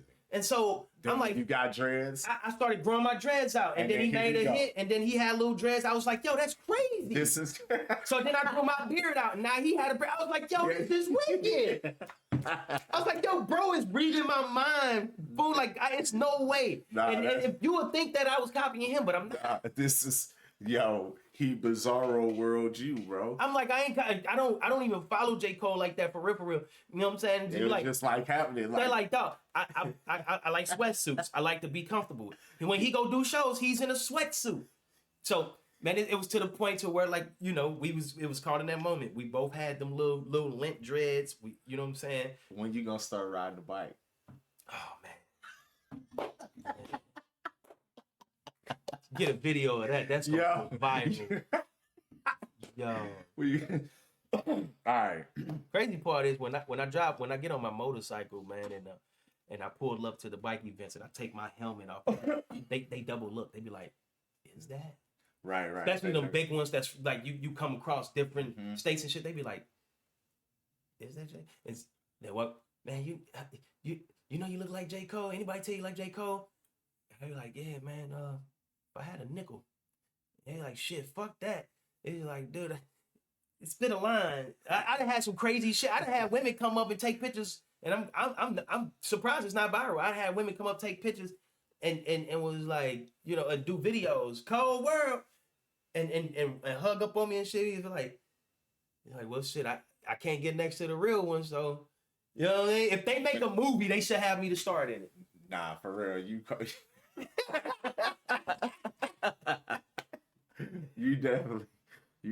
I kill it, man. Nah, change my real. whole voice and everything. Nah, for real. Look, he just auditioned right there. Cold world. Cold world. All right, so you produce, but going back to the production, right? You say you use Fruity Loops. Do you play any instruments, or do you? How do you produce? Yeah, I play by ear. I don't know keys.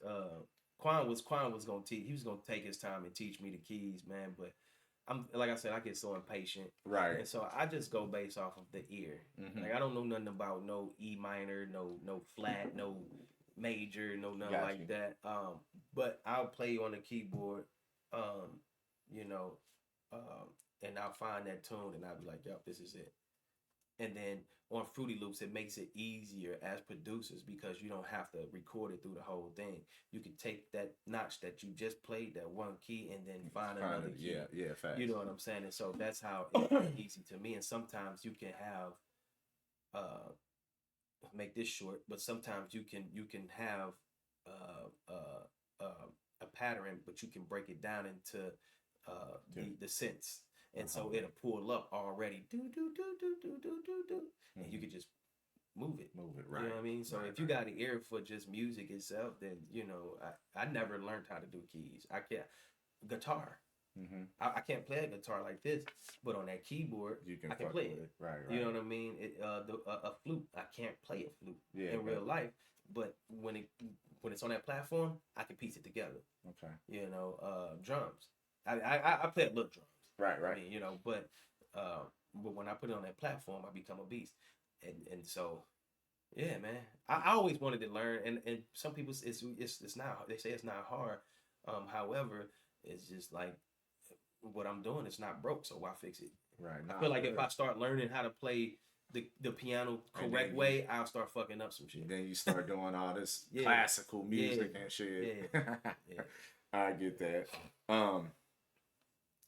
So do you got an actual like keyboard? What kind of keyboard you use? So the keyboard I have, it's a little cheap. It's like 180 something bucks. It's a little small with no just a little 25 key. Yeah, little desk. We out with 25 key, but then they got the pads on it. MPK is I think it's what it's called. Yeah, MPK 25. 25. Yeah, something like that. I got the MPK 49. Okay. Yeah, so yeah, that's not a cheap. That's not a cheap thing. That's a. That's the quality piece of hardware for what you doing. It ain't like no, you know what I'm saying, no Dr. Dre type of ordeal type of shit. I mean, like but you can't compare yours. Dr. Dre got a fucking room. We were just talking about this type of shit the other day. Dr. Dre got a room, bro, where he got a Korg Triton, he got a Roland Phantom, he got all these different fucking keyboards and synths, and they got rack mounts of different. Come on, man, you can't. Hey, but did you know that Dr. Dre didn't know how to? He didn't know how to play the keyboard. He didn't know how to read notes neither. Hey, I believe, yeah, fucking some of the greatest musicians of all time play music from just by ear. Just by ear. Yeah, a lot of motherfuckers is just great. They just know how the music's supposed to be. Yeah, I mean, I wouldn't. You're right. I wouldn't downsize myself. It ain't that cheap, but however, it ain't no real like. Nah, I get what you. Yeah, nah, it's just a MIDI controller. But the microphone I do use, I tell a condenser is always better, especially for a home microphone. Oh yeah. A home recording studio. However, I wasn't still catching that sound I needed, and I didn't went through so much money with these microphones. I done had an MXL condenser. I still got it. I've still got my AGK or AKG or whatever. AKG Perception. I got one of those. That was like about $600-700. You know what I mean? I got so many microphones. It's crazy. However, the only one that works for me right now and give me that actual sound is that $2,500 Neumann microphone. Okay. And when you see, like, I done did some videos and like, damn, that's a big ass microphone. That's not the microphone itself. It's the shit all around it. The what they call it, a chaotic ball or whatever the hell it is. Ball. You use one of those? I stopped using it. Yeah, I heard a lot of people that I know stop using it. I stopped using it on a simple fact is because my studio is a walk-in soundproof booth itself. And so I stopped using. Some people still use it. Like, I know the last time I went to Big Lou studio, he still uses it. Yeah, I know. So it's nothing wrong with using it. I honestly, I guess it's just the area. You know what I mean? What you have. Yeah. So like, but in my booth, although I don't use the bar no more, I still use my sound shield. Inside of my studio. Instead, but I found that the quality is more better using that shield without the ball than using the ball without the shield. So I did of course. Yeah. It's like, let me not use nothing. Okay, I don't like that. Let me use both of these. Nope, I don't like that. Let me take this one off of you. And so when I got it it's like, that's what I like. Yeah. And that's a big part of this production and engineering thing too, as well as knowing different mics, knowing what it's gonna sound like, and once you get to the real good point, you can maybe pick out what the mic is gonna do for the voice that you use, of the person that you're recording. Yeah. You know, Sylvia Massey, she talked about, she's a recording engineer and things like that. She did a lot of different music for like rock groups and things like that. And she talked about how she recorded, and she would have all these different mics set up. Okay, try this one. Yep. All right, try that. Yep. All right, let's hear you on this one. Because sometimes it's about the artist's preference as well. Too. You know what I'm saying? Well, a lot of times, when you really got a big artist, he's coming with his mic. Yeah, sometimes. He's coming with his vocal presets. Yep. And everything is ready. You know what I'm saying? So it wouldn't even be the artist itself. It'll be his management. Well, his management. Because they keep all that. So like, if I go to someone's studio, this is this is my template. Yeah, and this is how I want to sound. You can record me on here, but then when you record me on here, you can take my vocals off and add it to the song that we doing. Right. You know what I mean? Because it's already made. I don't. You know what I mean? So yeah, a lot of famous artists do that, and they bring their own microphone. So I have a traveling microphone myself. Okay. So like, if you was to be like, come over here and lay a song, I wouldn't want it. I would use it, you know, but it wouldn't be my preference. Right. I would bring this microphone here. This is what I like. Because every microphone is different when it comes to the dynamics. Yeah, that's real music production. Off topic. Do he got on the Tekken? No, he don't. Those are just some foams. They ain't taking 7 foams. Nah, they are taking 8 foams. Nah. And I scuffed them up today too. That's crazy. Nah, they those La Cream ones that came out after those black and white little lightning looking. I want some foams. I wanted these Tekken 8 foams that dropped, but you know, as soon as them came out, they sold all up. It was 2 different pairs. And you don't want to go on what's it called? Busting heads. I'm not going. So you said Tekken 8? Yeah, Tekken 8. They dropped some foams. All right. what producers would you like to work with? You do Ooh. all this production yourself. Now, is that Local, industry, okay. all over, whatever, whoever. Mm. I ain't thought about that one. That's a good question. That's a damn good question. Metro Boomin. Okay. Metro Boomin will be one. That's a big one. I mean, local and national. Metro Boomin will be one. As far as local, I really don't know many producers that make beats here in Missouri besides the one that I already been working with, which is my cousin Quan. Okay. So I really can't say locally. However, industry like famous wise, Metro Boomin most definitely. No, I was saying Metro Boomin is like local industry. Yeah. You know what I mean? That's what I was meaning. Dr. Dre. Yeah. Dr. Dre will be one. I would love. Dreams come true for artist, producer, period. Hell yeah. Just being in the same room making the dope ass beat with Dre. Just to be a fly on the corner. Yeah. Even if the beat didn't go nowhere, we just kept it just, you know what I'm saying? But just to be in that same room making a beat with one of the hottest OGs, producers, and you know what I'm saying, of all times, that'll be dope. Who else, man? Kanye West. Mm-hmm. I can't. Mention, I can't. Yeah, I'm tripping. Man. Pretty much all your inspirations. Yeah. The late great Chad, if he was still around. Yeah. Because I know like Kurt Cobain's would have been. I think Kurt Cobain's would have been a great experience with anybody that's local as a producer. To be in the same room with Kurt Cobain's. I've watched interviews that people used to talk about Kurt Cobain's, and there was nothing but positive energy from Kurt Cobain. Motherfuckers was shocked that what happened had happened. Yeah, you know what I'm saying? Because they used to speak on his energy, man. Like his he shifts the room, and I was told I was like one of those people too. But but being in Kurt Cobain's would have been a great person. I think it would have actually collabed very well with the ear I have and the talent he have and the ear he have and the talent. I think that would have hit it off. Like I think Kurt Cobain's, if I had the opportunity, that would have put me on the map. You talking about like Nirvana? Like are we talking about the Kurt Cobain? We talking about Kurt Cobain. Nirvana nigga that died. Great. Okay. That would have been crazy. I think that would have been real wicked.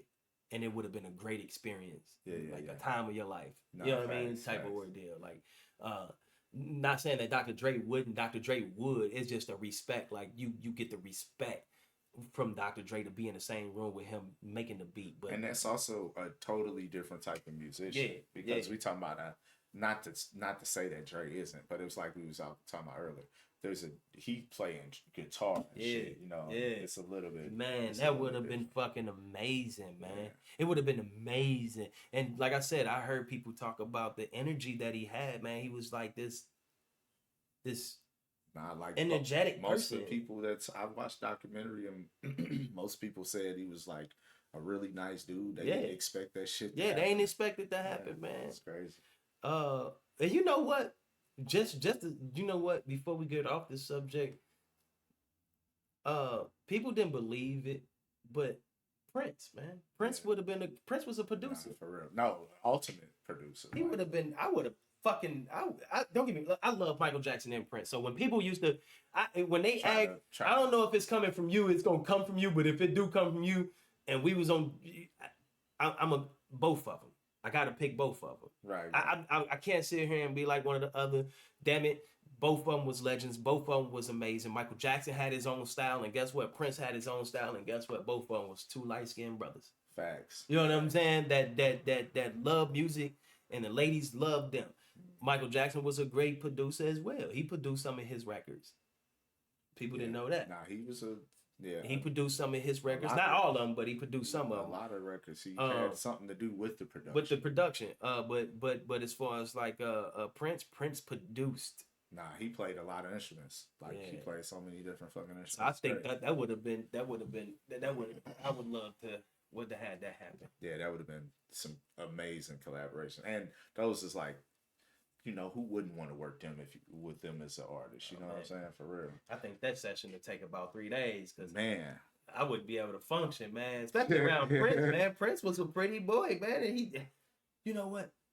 Even the industry ladies, they was like, surprisingly, he's not gay. He loved women. Yeah, not right. He loves women. He just had a pretty ass, he was a pretty boy. Pretty boy, man. Yeah, for real. He loved women. I was like, crazy. Did he ever used to? You know, he probably did. You know what I'm saying? He probably did. He came from an androgynous era too, though. Like, oh yeah, Stevie Wonder. Yeah, there she goes. She said it. Yeah, I can't. Stevie Wonder would have been amazing too. But the thing about Stevie Wonder is, I'm concerned, man, because I don't think that nigga blind for real. Man, I don't think he blind for real, man. Do not believe Stevie blind. I know, man. Stevie be doing too much. I think the little thing that they just showed yesterday, the crazy part, old shorty blew a kiss at him on stage, like, and he, I was like, what? Yeah, I seen that shit. You felt that, baby? You got superpower. How you do that? How you do that? All right, so before we get out of here, 2025, you told us you got some music on the way. Oh, yeah. Do we got some videos? We got some live performances. What we gonna do? You know what I'm saying? So as far as the videos are in the making. They will be coming as soon, like they will be coming, because the person that I work with on my visual content will be the only person I'm gonna work with on my visual content. Okay. I'm so like backed up with the fucking I need to get started on the content. Right. I have to, because I got so much music. Even music I ain't even dropped yet. So yes, music, video content, visual content will be coming. So yeah, visual content will be coming. What was the other one? Any performance? I told you I caught a contact. He said I caught a contact. Visuals, yes. Live performances, yes. I spoke about everybody I know that's from St. Louis that's doing their thing, and not one person calls me and tells me, "Hey, it's a show coming. You want to perform? You want to get a slot? You want to this and that?" And I got to seek those things. Also, as well, take care of my babies. Also, as well, work and grind. Also, as well, you know what I'm saying? So it's like, you know, sometimes it's like, man, scratch my back, I'm gonna scratch yours. You know what I mean? And so hopefully, yes, starting. Going into next year, I'll be doing shows. Okay. You know what I mean? Hopefully. You know what I'm saying? And into next year, so summertime it'll be popping. They be like, yo, that, you know, that guy is it. He's doing shows. He's, you know what I'm saying? He in there. Sugar Grits asks, has you ever did the Fresh Produce? Fresh Produce is a beat battle here in the city. I heard about it. No, I haven't. Unlike some of the things that the productions that be going, like some of the stuff that be going on, like the coast to coast and all this, anything that got to do with a tournament, I kind of don't want parts of, because I mean, I know I'm great. That next producer, I know they feel like they great, and we shouldn't be competitioning with each other. We should be more wanting to work with each other to take this music to where it needs to be, especially St. Louis. That's the thing. We need to come together. I will say this. From what I've seen as Fresh Produce, motherfuckers is like working together. It's more about exhibiting your skills. You know what I'm saying? And it's a chance to win $500. And even if you don't want to compete, they have this open aux thing. So you can take your phone and you can have a beat on your phone, and they do like an intermission type of thing. Okay. And you can just get up there and let them play a beat. Okay. As potential customers in the crowd. I mean, I'll try. You know what I'm saying? I'll do it. Like, don't get me wrong. You know what I'm saying? Even if you don't want to compete, the open aux thing, play one of your hottest beats. Yeah. And just, you know what I'm saying, you might get some potential customers. Yeah. I mean, it'd be some names in the room. Like I tell everybody that I deal with right now, man. Like I said, I'm trying to get these artists off of these YouTube beats onto actual beats that they can use and make money off of and generate. Yeah. And so right now I do have a folder with at least 300-400, almost 500 beats. Damn. And I try to do myself to do at least about 5 to 10 beats a day. Okay. So if I don't do it in the morning, I'll do it at night before I go take a shower and settle down. You know what I mean? I try to at least do 5 to 10 beats. And so those beats started generating and doing more and doing more. You know, sometimes I find myself doing more. I was like, damn, I just made like 15 beats. You know what I mean? And so I try to give that momentum to producers as well, is to just, you know, just let it overflow. And even if it's not finished, you can always come back. That's the beauty of doing music. You can always come back. Just once you get that down, you be like, and you get, because we all get brain farts sometimes. We get a brain freeze and we like, fuck, you know, don't frustrate yourself. Move that to the next, save it, work on something else, and then about a week later, you will come back and be like, what the fuck is this? And you'll listen, and be like, oh, okay. And now you got a fresh perspective. And that goes back to me saying music is therapeutic to me because it comes off of what I'm feeling. Right.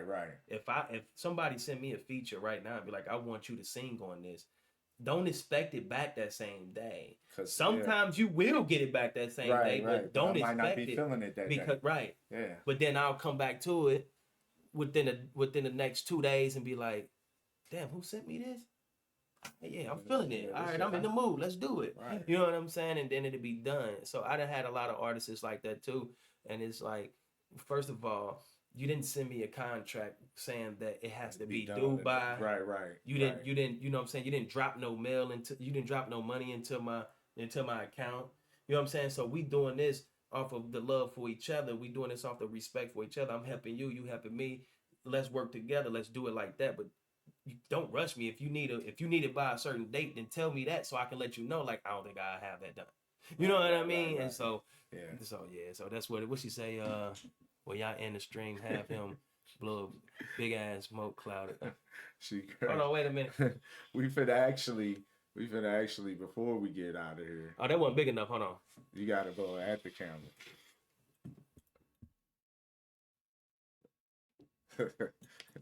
There you go. We finna play this game. How about you? So what question you didn't ask me? What's that? Was that who would I like to work with as an artist? And I didn't ask you that. Who would you like to work with as an artist? And so would your question be as an artist that's already in the industry or local? You know, it could be local and industry. One of the artists that I really wanted to work with, like I said, first and foremost, RP, DMX. A second artist, it's crazy, would have been Mo3. Okay. It's crazy with Mo3 for sure. Another artist would have been another brother that passed, Nipsey Hussle. Man, it's my idol. Man, Nipsey. Most of the people that Young Dolph. Man, most of the people that passed, man, all the guys that's gone. Yeah, but as far as like after that, everybody that I named that I said I fuck with in St. Louis, I'm still waiting on these features from these. Everybody I named, man, from Cusco down to Rico the back, from, you know what I'm saying, like everybody. Man. So what, like, you got features with them, but they just we spoke okay. about it. Okay. Me and Rico spoke about doing the feature. We actually did a song for a mutual partner. We did a song, and Rico was like, "Yo, I fuck with it," and so me and him we got to know each other and rap, and I was like, yeah, man, let's do one. He was like, I got you. Head, the one that sang You're Not Alone, him too. 5. Honestly, Lil Half, man. I fuck with Lil Half. I've been knowing Lil Half since they was kids, man. Yeah. You know what I'm saying? For real, to be honest. So free Lil Half and Jizzle Bucks. Much love for y'all Southside pushers. Facts. You know what I mean? But basically everybody that I named. Gio already got a feature with Gio, but that was some back in the day shit. Me and Cuz already talked, so hopefully y'all will have something coming from me and Cuz real soon. Jaquan, you know, basically everybody that I fuck with that do music, I want a feature from. Right, feel that. You know what I'm saying? I fuck with you, you fuck with me. You know what I'm saying? You know who I am, I know who you is. I need a feature. Shit. Y'all hear what he's saying, man. Look, word. Or if not, get a beat. Get a Mike Splash and beat, man, and then give me a verse on something, man. Let's work, man. Collaborate. Hey, That's it. 2025. I feel like a lot of artists, producers, and engineers gonna be collaborating a lot more than they are. But I feel I like hope so. when you really getting in the scene, you see how much people really are collaborating. You know what I'm saying? Like Yeah. people collaborating. I just hate that it takes. So like when it's just crazy part is a lot of people was coming together when Mike Brown passed. Right. It shouldn't take that. Shit, Man. like yeah, I feel It shouldn't that. take Yeah, stuff I like feel that for us to join hands and to do work with each other, Nah, for man. real. Like, you know, it shouldn't take all that. We here now. That's why I say I give everybody their flowers. You know what I'm saying? Right. Sugar Grits, I give you your flowers. I appreciate you. She was probably on here for the whole Oh, thing. shit. She been Sugar communicating. That's my wife. She be in here. Oh, that's your wife. You know what I'm saying? You know what I'm Yeah. saying? Big ups to it. Big support. See what I'm saying? I give you your flowers now. And she You know what she I'm at the saying? gig right now. She But she probably on like, break. but she Yeah. supporting. For sure. You for know sure. what I'm Always, saying? yeah, for And sure. that's I fuck with it, man. Give her flowers. Without man. her support, we wouldn't be this far right now. All right, whenever you ready, man, you press start on yours. You get it. You go first. All You get right, to go bet. first since you They on watching the this? screen. Yeah, they watching. They can Y'all see what game I chose to He pick? chose the classic The old school. Mario, Super Mario Brothers. Man, I ain't played this in a minute. I feel like these first couple stages you remember. If you remember, Just this first board, no cap. Just this first board. that's all you remember. This first board, man. When they get to that dungeon, nah. Oh shit. I actually remember it quite well. Oh snap. Which the one you run fast with? B? Don't, Yeah. yeah, there you go. I was gonna say don't quote me. I get the pew pew. Hell yeah, the fire pie. This is the first time we played Mario on the stream. Man. So this is a live in the living room first. Oh snap.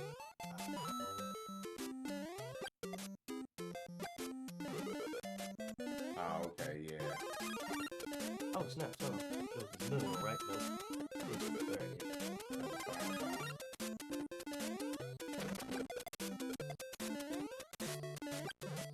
Ah! I keep forgetting that it's Y instead of B. I'm so used Yeah, to with this Super Nintendo, we playing with a Super Nintendo controller because I only got one Nintendo controller. It's a little bit different. Nintendo controller just had the A and B. So when I play this, I try to stay on the bottom buttons. Because I be fucking up because the top buttons is just the reverse of the bottom buttons. You made it. That's a good jump. Alright, Josh. That's a good jump. That's a good jump. First board. It's been decades. It's all about the high score. So right now you got 18,000. We got 3 lives apiece though. It's your turn, ain't it? Nah, it's your It's turn. still me until I die. Yeah, until you die. Oh. Dang. I thought it switched back and forth. Oh, B and then. Making it past that first board is, impressive. Oh, that. Oh, I gotta go. Alright. Oh. That's one of those.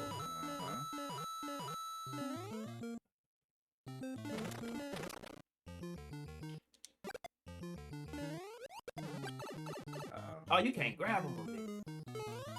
That's where I messed up. But you can't grab them. That was before. And grabbing them was after this.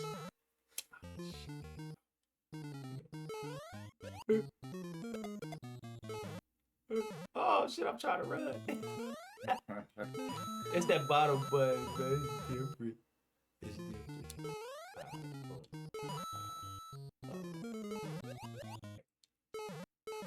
Where is it? Ooh, I was finna die. Alright, there it is. Alright, right here. There it is. Ah! Uh-oh.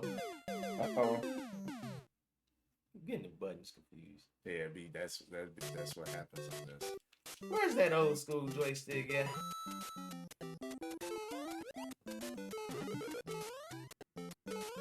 Man, this right here brings back the memories, man. Man, classic. Yes, indeed. Yes, indeed. This is what it's all about. Oh, that's what I missed right there. Okay. Missed that.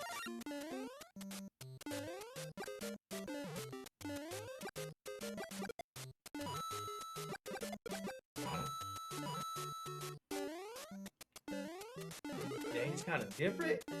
The buttons like that. Yeah, that's what I said. I try to stay to the bottom buttons.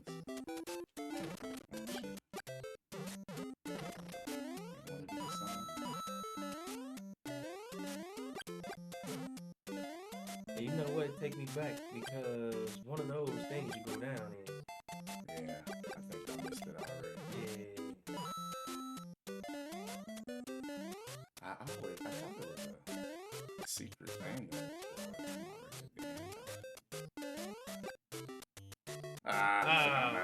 That's okay. It's okay. Old school, y'all. I'm just going as far as I can. This is old school. Yeah. I'm on lunch. I was gonna come home. But I remember that. You had to. Yeah. You could have came home. Don't let me stop nothing. So who you got next? Next week we got T-Rain. Okay, T-Rain. He's nice. I got hip to him on one of my interview guests, Donnie Tsunami. Okay. And then Donnie Tsunami are buddies. Okay. And then I heard about him. And then I ended up seeing him at a show. Okay. Dope. He mixed like us. Hey, light skin stick together, ain't no right? But he's got some dope music. And he's really got a dope stage, like presence. Okay. He's not afraid to perform. I ain't throwing you off talking to you.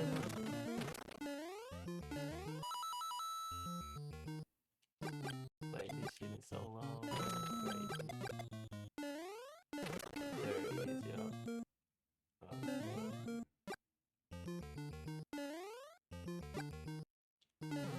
It's really needed, but to give you points.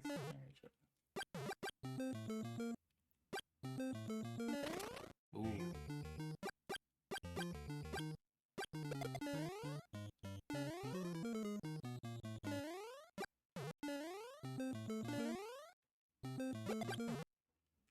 When last time you played this, man? It's been a while. I've played it though, more recent. I've played it, but it's been a while.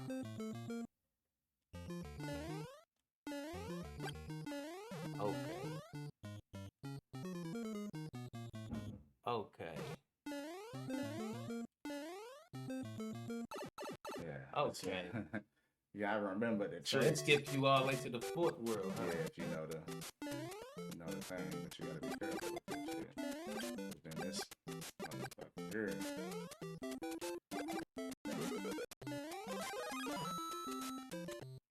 Nope. Ooh, man, what I want.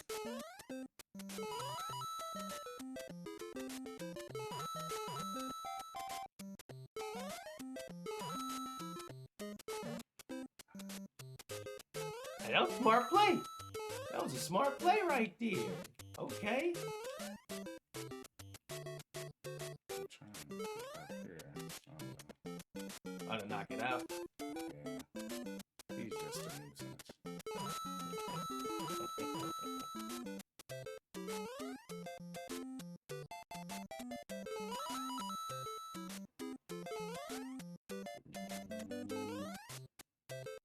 Good play.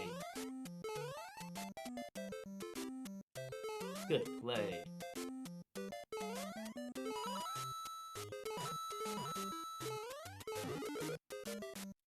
Oh no. You got the button confused, didn't I? I was on the right button, I just didn't jump. Shit. That's a good go. Oh, man, that was great, man. That was freaking great, man.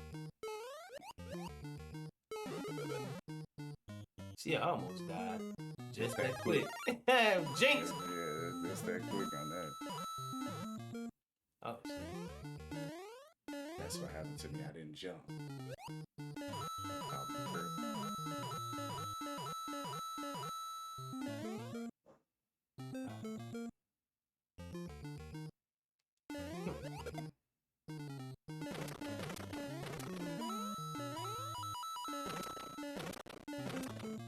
Let me get some. You can just run all the way to the end.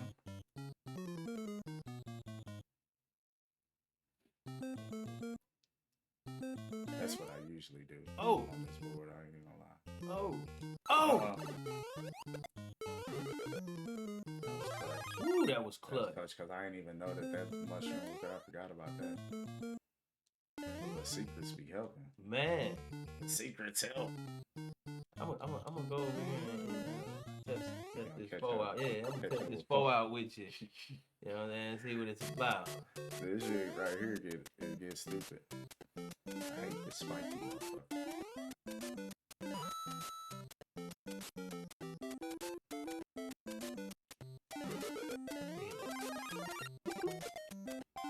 Oh, I'm trying to run and forget that it's the bottom one.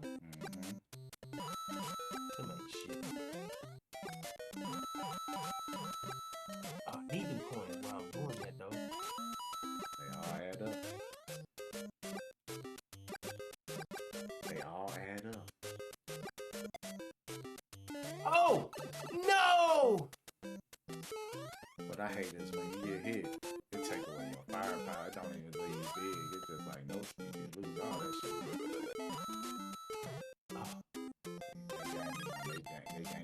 Oh.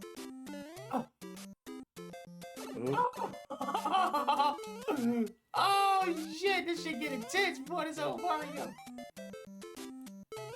Yeah, get up off me, son. Oh, what's this? Oh. Coins. Get some good old coins in there. Oh! Oh! Oh. Oh, made it. Ah! In that space. Buggy. Nice jump. Nice jump. On to the man. next. I had to get up out of there. Hands on to the next word. Now, have you ever beat this whole thing before? Yeah, I beat the game before. And now it's been a while since I beat the game, but I have beat it before. It's been a long time. I ain't never beat it this game. It's usually after I get past about that last board that I start dying. Oh shit. Oh. Oh man. That was real crazy.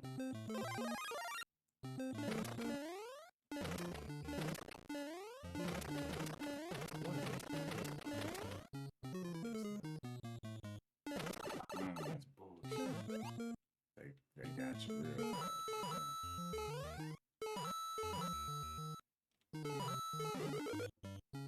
Oh. I knew that was for that. I knew that was gonna happen. All right. Oh, that's crazy. The points is up there. Got the points, but the lives. So what we gonna do is we just gonna. What? Wow. I jumped in. No, okay. All right, whatever. Wow. He got one live left, but the high score is 58,500 for him so far. So even lives, I have to stay alive to beat that score, even if he was to die easily. Of course, the scores won't go up. Oh, that's ugly right there. I thought this is usually where I get the dying, and I ain't hold it. He wanted to, but he didn't want to sacrifice. He didn't want to sacrifice. You gotta be an expert. I'm gonna go this way, fuck that. Normally it'd be one up here, don't it? Oh. I don't know what happens on the other side of that, to be honest. This one right here. Let me get that. Need that. Kind of feel a little confident now. And run, my knees. I think you made it to the end now, to the warp zone. This is where you go to 5. Go to 5. All right. To the warp zone. What is? Oh shit! I keep forgetting you gotta jump. Got another 3 of these.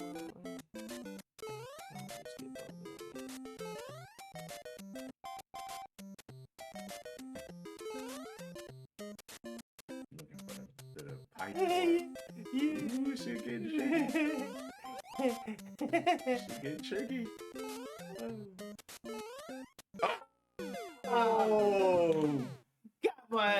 I need one motherfucker. You needed a coin to get another life. That's crazy. I was showing like, where's the coin at? So I got 2 lives, but he had like 60,000 points.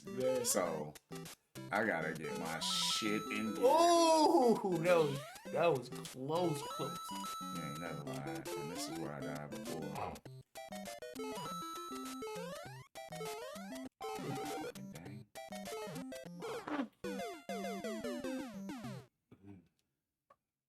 I got 1 life left. One. And these fucking spiny cocksuckers. Hell no. That's it. Well, you got it. I thought you was gonna wait. You got it because of the high score. Good game. Man, I thought you was gonna wait. Man, this is. I was in a bad position.